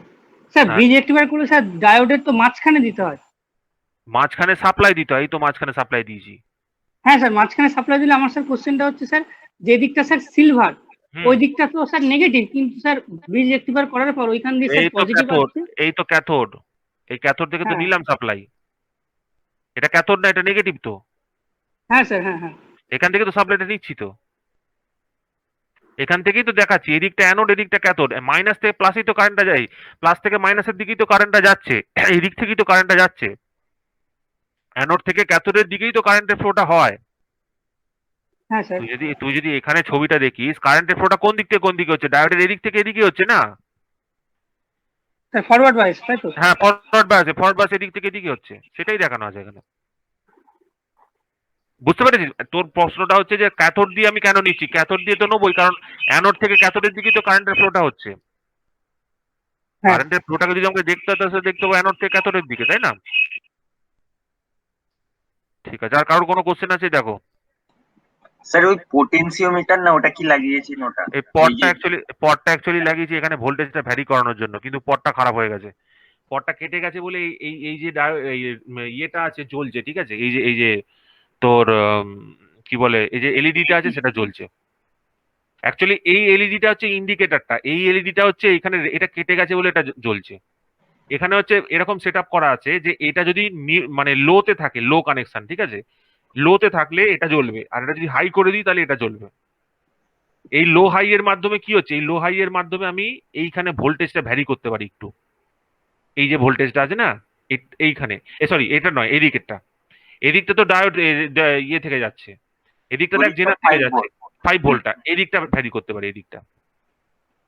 ওই জন্য দেখবি এদিকে যখন আমি 12 ভোল্ট বলছিলাম, কিন্তু এখানে ভোল্টেজ শো করছিল কত, এখানে 10 ভোল্টের কাছাকাছি শো করছিল, এই পটটার জন্য, ওই পটের জন্য এটা হচ্ছিল, পটটার জন্য, পটগুলো কেটে যায় জানিস তো, পটের রেজিস্ট্যান্স গুলো ভ্যারি করে। হ্যাঁ ভ্যারি করে, আর পটটা কেটে যায়, এটা হচ্ছে একটা ঘোরানো যায়, এই চাকতিটাকে ঘোরালে, কিন্তু পটটা এখানে যেহেতু কাজ করছে না, ওটা দেখানোরও কিছু নেই ওখানে। এটার মেন উদ্দেশ্যটা ছিল, আমাদের একটা প্রজেক্ট ছিল, সেই প্রজেক্টের মধ্যে অ্যাকচুয়ালি আমাদের বানাতে হয়েছিল দুটো টাইপের সোর্স, ঠিক আছে। দেখ এখানে এই সার্কিটটার গুরুত্বটা কি, এই সার্কিটটার গুরুত্বটা হচ্ছে আমরা জেনারেল রেকটিফায়ারের মধ্যে কি দেখি, এক ধরনের আউটপুট ভোল্টেজ দেখি, তাই তো, তো আমরা এখানে ইচ্ছা করে দুটো সার্কিট বানিয়েছিলাম, দুটো আউটপুট ভোল্টেজ বানিয়েছিলাম, কারণ আমাদের দুটো প্রজেক্ট রান করাতে হতো এখান থেকে। ঠিক আছে, আমাদের প্রজেক্টে রান করানোর জন্য আমরা এটা ইউজ করেছিলাম, মানে এদিক থেকে একটা সাপ্লাই নিয়ে একটা প্রজেক্টকে আমরা রান করেছিলাম, আর এদিক থেকে একটা সেপারেট সাপ্লাই নিয়ে এটাকে রান করেছিলাম। ঠিক আছে, তো বলছি দুটো স্যার সেপারেট। এটা বানাতে কি খরচা পড়েছিল? খরচা তো পড়েছিল, আমার ঠিক মনে নেই। ঠিক আছে, খরচা তাও ভালোই স্যার পড়েছিল। মোটামুটি একটা ট্রান্সফরমারের কিরকম দাম এরকম ট্রান্সফরমার? এই 80-90? 80-90 হবে, হ্যাঁ ওরকমই হবে। খুব একটা বেশি দাম হবে না, এই সার্কিটটার খুব একটা বেশি দাম হবে না, এই সার্কিটটার খুব জোরে তো 200 টাকা দাম হবে। 200 খুব টাকার জোর, মধ্যে complete হয়ে যাবে। হ্যাঁ 200 থেকে 300 ম্যাক্সিমাম। হ্যাঁ, এবার ব্যাপার হচ্ছে এই যে আমাদের বোর্ড লেগেছিল বা ধর তোর এই ভেরো বোর্ড কিনতে হয়েছিল, এগুলো মিলিয়ে হয়তো ম্যাক্সিমাম 300 থেকে 400 টাকা, ম্যাক্সিমাম 400 টাকা, তার বেশি নয় ম্যাক্সিমাম। আমি একটু বেশি করেই বললাম, কারণ আমার এখন খেয়াল নেই ঠিক ভ্যালুগুলো কি আছে, কারণ এখানে পট আছে, তার আছে, তারপরে এইদিকে আমি এই যে বলে দিচ্ছি স্যার। কানেক্টর গুলো আছে। ঠিক আছে, স্যার 200 টাকা খরচ হবে স্যার হার্ডলি। হার্ডলি 200 টাকা খরচা হবে, হ্যাঁ ওটা তখন করেছিলাম, আমার আর খেয়াল নেই। ঠিক আছে, তো যাই হোক, এই প্রজেক্টের আইটেমটা আমার কাছে সেভ করা ছিল, তো আমি এটা দেখাতে পারি সবাইকে প্র্যাকটিক্যালে। তো আমি চেষ্টা করছি আরো কিছু যদি এরকম আমাদের প্র্যাকটিক্যাল দেখানো যেতে পারে, সেগুলো আমরা দেখাবো। ঠিক আছে, বলো তোমাদের ভালো লাগলো জিনিসটা দেখে? হ্যাঁ স্যার। হ্যাঁ, তো এইরকম ভাবে প্র্যাকটিক্যাল হলে তোমাদের তাও একটু আইডিয়া হবে। ঠিক আছে, কারো কোনো প্রশ্ন থাকলে জিজ্ঞেস করতে পারো, তোমাদের এইভাবে প্র্যাকটিক্যাল দেখলেই আইডিয়া হবে, আদারওয়াইজ প্র্যাকটিক্যাল ডেভেলপমেন্ট হওয়াটা ডিফিকাল্ট আছে।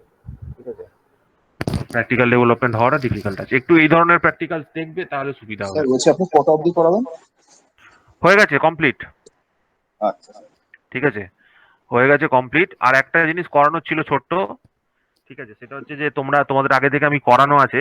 ঠিক আছে, তো তোমরা একটু তোমাদের প্রিভিয়াস খাতাটা একটু খুলে দেখবে। আমাকে শুধু বলো যে একটা ফুল ওয়েভ রেকটিফায়ারের জন্য আমি আগে আগে একবার ক্যালকুলেশনটা করে দেখিয়েছিলাম।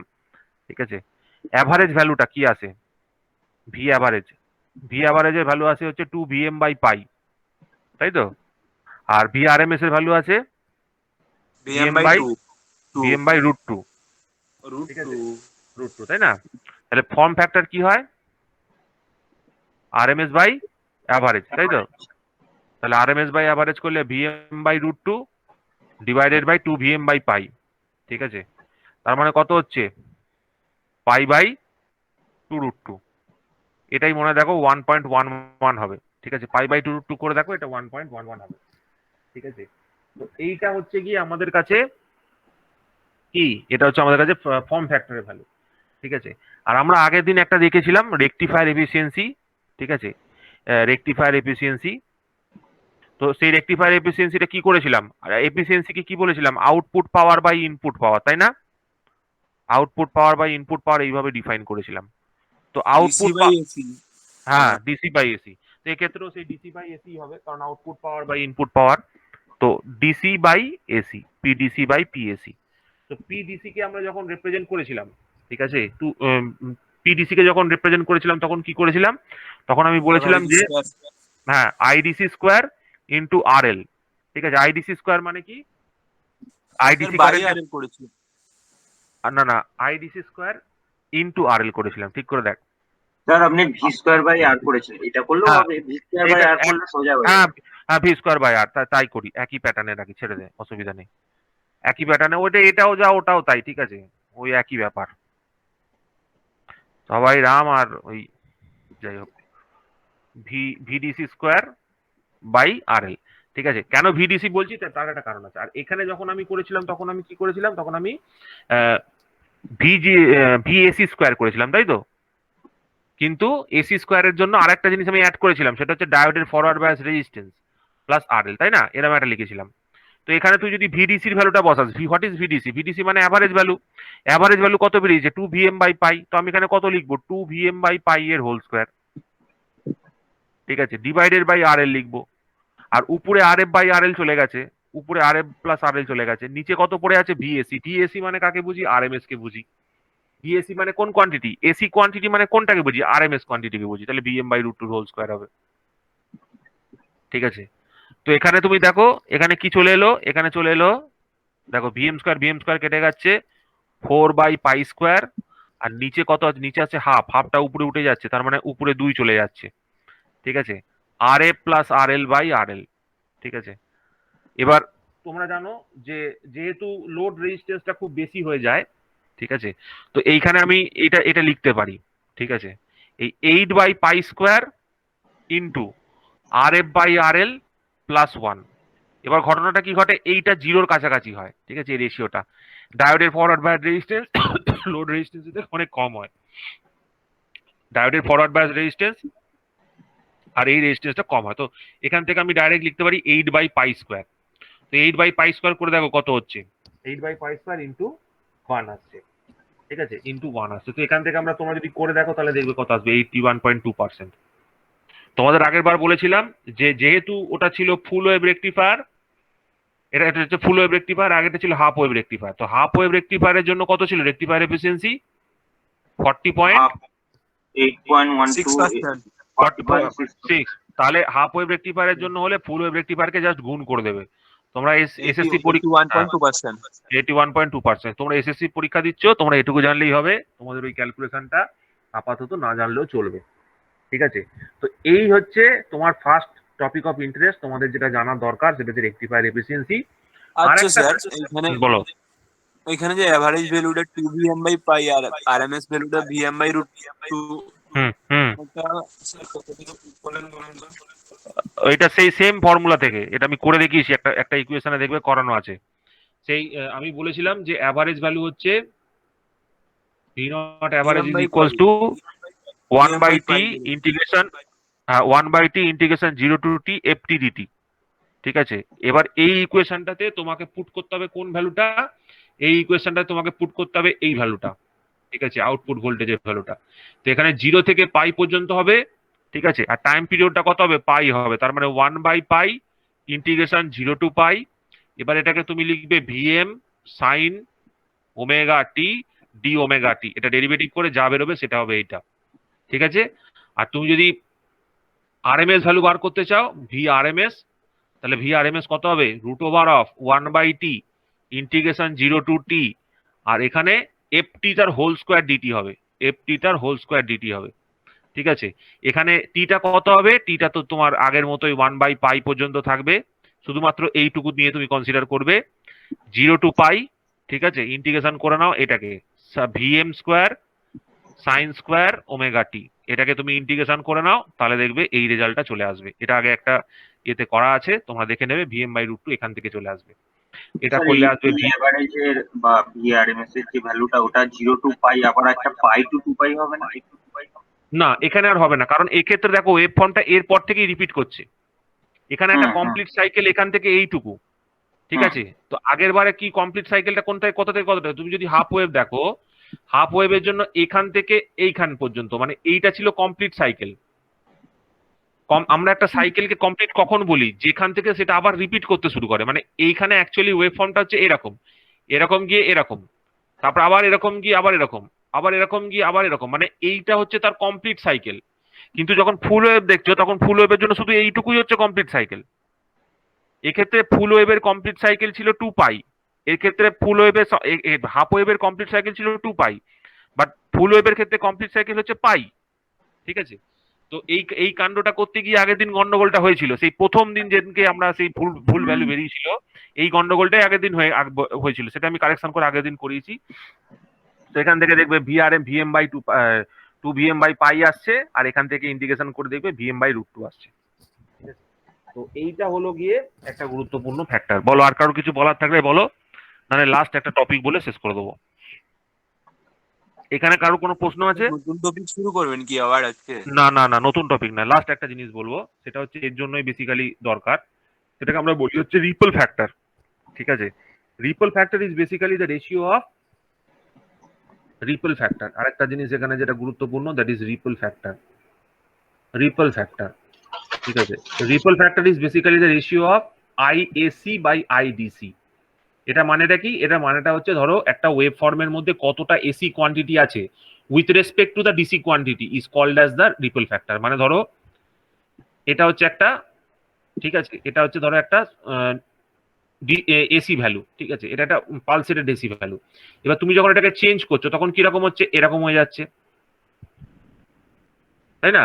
এরম একটা ওয়েব ফর্ম তৈরি হয়ে যাচ্ছে, মানে রেকটিফাইড হয়ে যাচ্ছে। তো এখানে কি হলো, এখানে তুমি অ্যাকচুয়ালি কি করলে, এখানে তুমি অ্যাকচুয়ালি চেঞ্জ করলে, কাকে চেঞ্জ করলে, রিপলটাকে কমালে। এই যে রিপলটা আগে এতটা নিচে নেমে আসছিল, সেই রিপলটাকে তুমি রিডিউস করে দিলে উপরের ওয়েব ফর্মটাতে। তুমি অ্যাকচুয়ালি কি করলে, তুমি অ্যাকচুয়ালি এসি কম্পোনেন্টটাকে চেঞ্জ করছো বা এসি কম্পোনেন্টটাকে কমাচ্ছ, কার সাপেক্ষে, ডিসি কম্পোনেন্টের সাপেক্ষে। তো এইভাবে আমরা এটাকে ডিফাইন করি আইএসি বাই আইডিসি। ঠিক আছে, এবার আইএসিটাকে আমরা আরেক, এটা হচ্ছে আইএসি বাই আইডিসি, তো এইটাকে আমরা লিখতে পারি। ঠিক আছে, আচ্ছা এখান থেকে আর একটা জিনিস তোমাদের জানা উচিত, সেটা হচ্ছে যে আমরা যে আইআরএমএসটাকে লিখি, কারেন্টকে আরএমএস কম্পোনেন্ট, সেই আরএমএস কম্পোনেন্টটাকে এরকম ভাবে লিখি IDC square plus IAC square. ঠিক আছে, এইভাবে লিখি। তো এখানে তুমি ঘুরিয়ে যদি লেখো, দেখো এখান থেকে আইএসিটাকে যদি তুমি ফাইন্ড আউট করার চেষ্টা করো, এখান থেকে দিয়ে এখানে বসিয়ে দাও, তাহলে কি পাবে? তাহলে তুমি এরকম একটা জিনিস পাবে, দেখো আইআরএমএস স্কোয়ার, ঠিক আছে, plus minus IDC square divided by IDC square তার রুট। ঠিক আছে, এই তলায় দেখো আইডিসি ছিল, রুটের মধ্যে ঢুকিয়ে দিলাম স্কোয়ার করে, তাহলে এখানে কি আসছে, root over of IRMS by IDC. ঠিক আছে, IRMS square IDC square minus 1, IDC square by IDC square minus 1। এবার এই যে কম্পোনেন্ট আমার তৈরি হলো, এইটাকে তুমি যদি ক্যালকুলেশন করো, ভ্যালুগুলো বসিয়ে দাও, তাহলে তুমি পেয়ে যাবে আইআরএমএস মানে কত, আইআরএমএস মানে হচ্ছে আইএম বাই রুট 2, তার মানে root over of IM by root 2, এখানে কেটে কুটে কাটাকুটি হয়ে যাচ্ছে,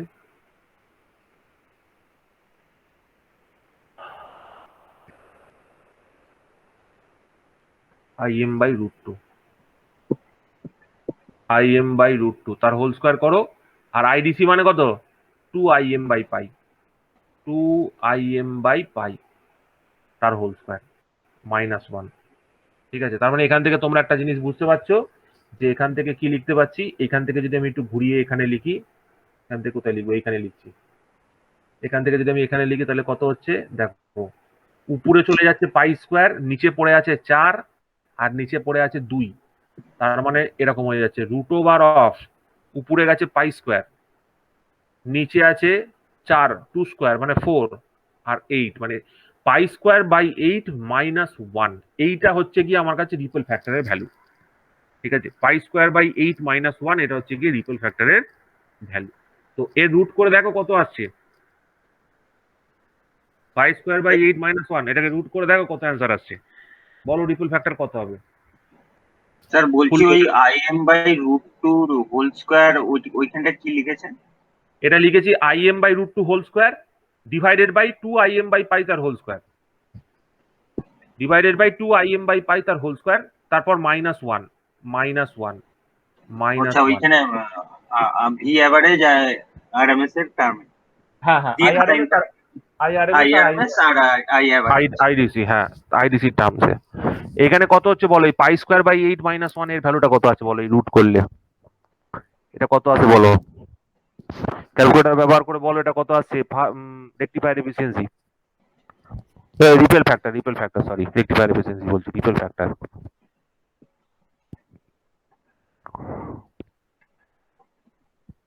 root over of pi square by 8 minus 1, এটা কত হচ্ছে বলো?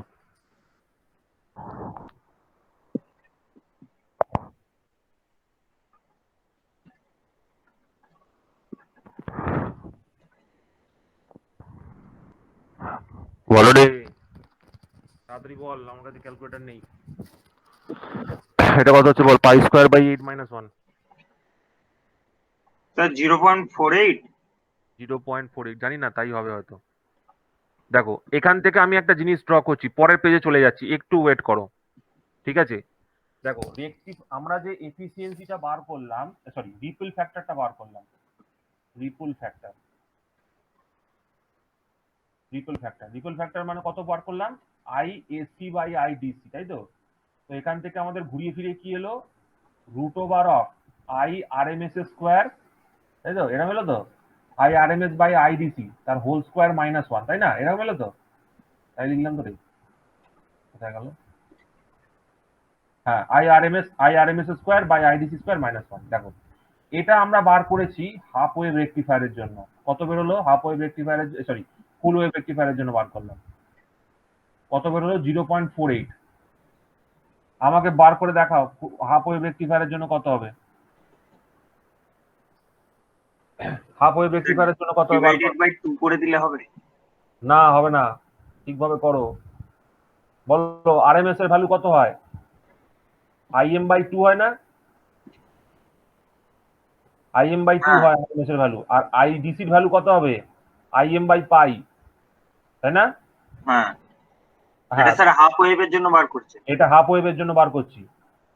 তো এখানে কত হবে বলো, এটা ক্যালকুলেশন করো, আমাকে বলো কত হচ্ছে এখানে। মানে root over of pi square by 4, root over of pi square by 4 minus 1, এটা কত হবে বলো। Root over of pi square by 4 minus 1, এটা কত হবে বলো। তোমরা আজকে যে জিনিসটা শিখলে সেটা খুব গুরুত্বপূর্ণ জিনিস শিখলে। একটা হচ্ছে হাফ ওয়েভ রেকটিফায়ার স্যার 1.1। 1.21, ঠিক আছে 1.21। এখান থেকে দুটো জিনিস শিখলে, হাফ ওয়েভ রেকটিফায়ার, ফুল ওয়েভ রেকটিফায়ার, তার রেকটিফায়ার এফিসিয়েন্সি আর রিপল ফ্যাক্টর, এই দুটোকেই কিন্তু বার করতে শিখলে, ঠিক আছে। রিপল ফ্যাক্টর, এই রেকটিফায়ার এফিসিয়েন্সিটা কি ছিল? রেকটিফায়ার এফিসিয়েন্সিটা ছিল আউটপুট বাই ইনপুট। তার মানেটা কি? Output power by input power, ঠিক আছে। তো রিপল ফ্যাক্টরটা কি হলো? রিপল ফ্যাক্টরটা আমাদের কাছে হলো IAC by IDC, component of AC with respect to DC, ঠিক আছে।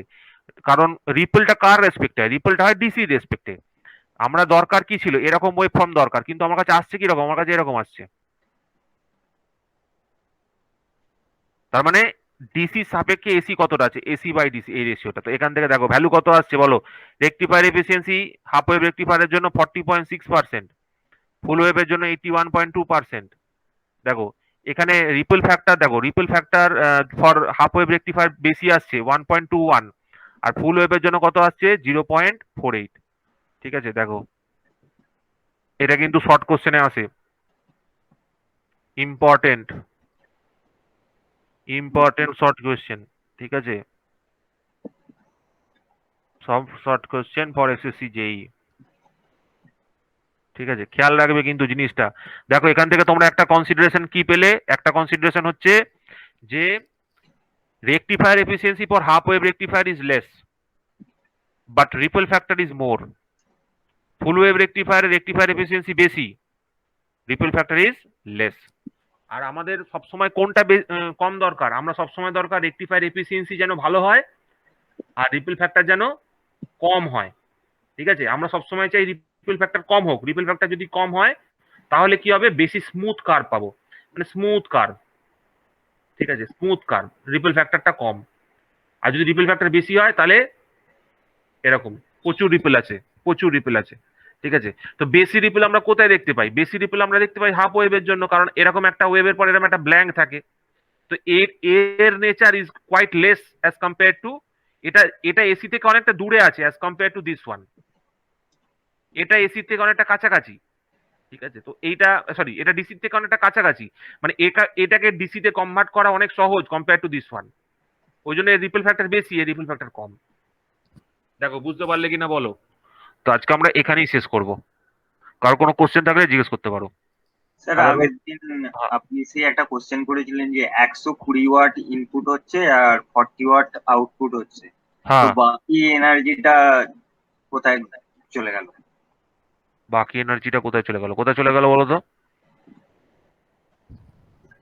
দেখো এই অবধি এই টপিকটা জিজ্ঞেস করো। এই টপিকে কারোর কোনো অসুবিধা আছে? সবাইকে জিজ্ঞেস করছি, একটু রেসপন্ড করো। না স্যার। আচ্ছা ঠিক আছে। বাকিগুলো ঘুমোচ্ছে নাকি রে? স্যার আছি। হ্যাঁ ঠিক আছে, বলো আগের দিন কি কোশ্চেনটা ছিল জানো? বেশ, হ্যাঁ এটা কি ছিল? রেকটিফায়ার পাওয়ার সেম থাকছে। না, পাওয়ার সেম নয়। তাহলে আমি নিজেই বলে দিয়েছি কোশ্চেনটা। 120 ওয়াট ইনপুট দিয়েছেন, 40 ওয়াট আউটপুট হচ্ছে, তাহলে রেকটিফায়ার এফিসিয়েন্সিটা বার করেছি 33%, তাহলে রিমেনিং পাওয়ারটা কোথায় গেল? কোথায় গেল সেটাই বলো, question. কোথায় গেল বলো, কোথায় গেল বলো, বলো কোথায় গেল, বলো আমার তো কোথায় গেল? মনে হচ্ছে স্যার রেকটিফায়ারটা রিভার্স বায়াসে আছে, যার কারণে হিউজ রেজিস্ট্যান্সে ওটা লস হয়ে গেছে পাওয়ার। বাকিরা বলো, বাকিরা বলো, সবাই চেষ্টা করো, কি হয়েছে বলো, কে পালিয়েছে? স্যার স্ক্রিনটা দেখান স্যার। ও স্ক্রিনটা দেখাচ্ছে, হ্যাঁ এটা হচ্ছে স্ক্রিন, দেখো স্যার বাদলদা নেই, অনেকেই নেই, দেবজ্যোতি নেই। পালিয়েছে, সব কেটে পড়েছে। ঠিক আছে, সব এখন মজায় আছে, রেকর্ডিং পেয়ে যাচ্ছে না, এটাই হচ্ছে সমস্যা।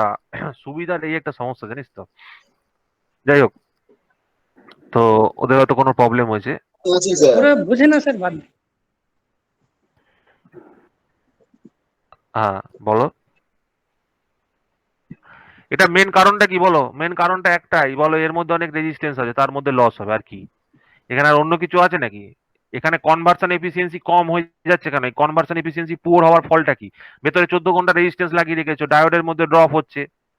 তুমি যে লোড লাগিয়ে রেখেছো, তার মধ্যে লস হচ্ছে, ডায়োডের মধ্যে লস হচ্ছে, তার জন্য এটা হচ্ছে। এফিসিয়েন্সি পুয়ার হয়ে যাওয়ার একটাই কারণ, ভেতরের যে কম্পোনেন্ট গুলো থাকবে তারা খেয়ে নিচ্ছে সব। বুঝতে পারলে? হুম। এটাই হচ্ছে রিজন, আর কিছু নয়। ঠিক আছে, যাই হোক, তোমরা কিন্তু রিপেল ফ্যাক্টর, তারপর ওই rectifier efficiency, DC values for half wave rectifier, full wave rectifier, average values for average and RMS values for half wave, full wave rectifier কিন্তু অবশ্যই মানে একদম জিভের ডগায় রাখবে। ঠিক আছে, প্রত্যেকটা পরীক্ষায় কোশ্চেন আসে, প্রত্যেকটা পরীক্ষায় জিজ্ঞেস করবে। প্রুফটা তোমাদের জিজ্ঞেস করবে না, কিন্তু ভ্যালু গুলো জিজ্ঞেস করবে। এই যে লাস্টে যে ভ্যালু গুলো লিখেছি, এই ভ্যালু গুলো কিন্তু জিজ্ঞেস করবে, এই যে ভ্যালু গুলো। হ্যাঁ স্যার। ঠিক আছে, প্রুফটা করে করলে কি হবে, তোমাদের জীবনে কোনোদিন ভুল হবে না। ঠিক আছে, প্রুফটা করে করলে কোনোদিন জীবনে ভুল হবে না, কনসেপ্টটা ক্লিয়ার থাকবে, এই আর কি। ঠিক আছে, তাহলে আজকে এই পর্যন্তই থাক। আচ্ছা স্যার, হ্যাঁ ঠিক আছে, লিভ করলাম স্যার। হ্যাঁ হ্যাঁ আচ্ছা স্যার। ঠিক আছে, ঠিক আছে, থ্যাংক ইউ স্যার। হ্যাঁ হ্যাঁ থ্যাংক ইউ, হ্যাঁ স্যার লিভ হচ্ছে তাহলে। হুম হুম হুম হুম, ঠিক আছে। স্যার ওকে।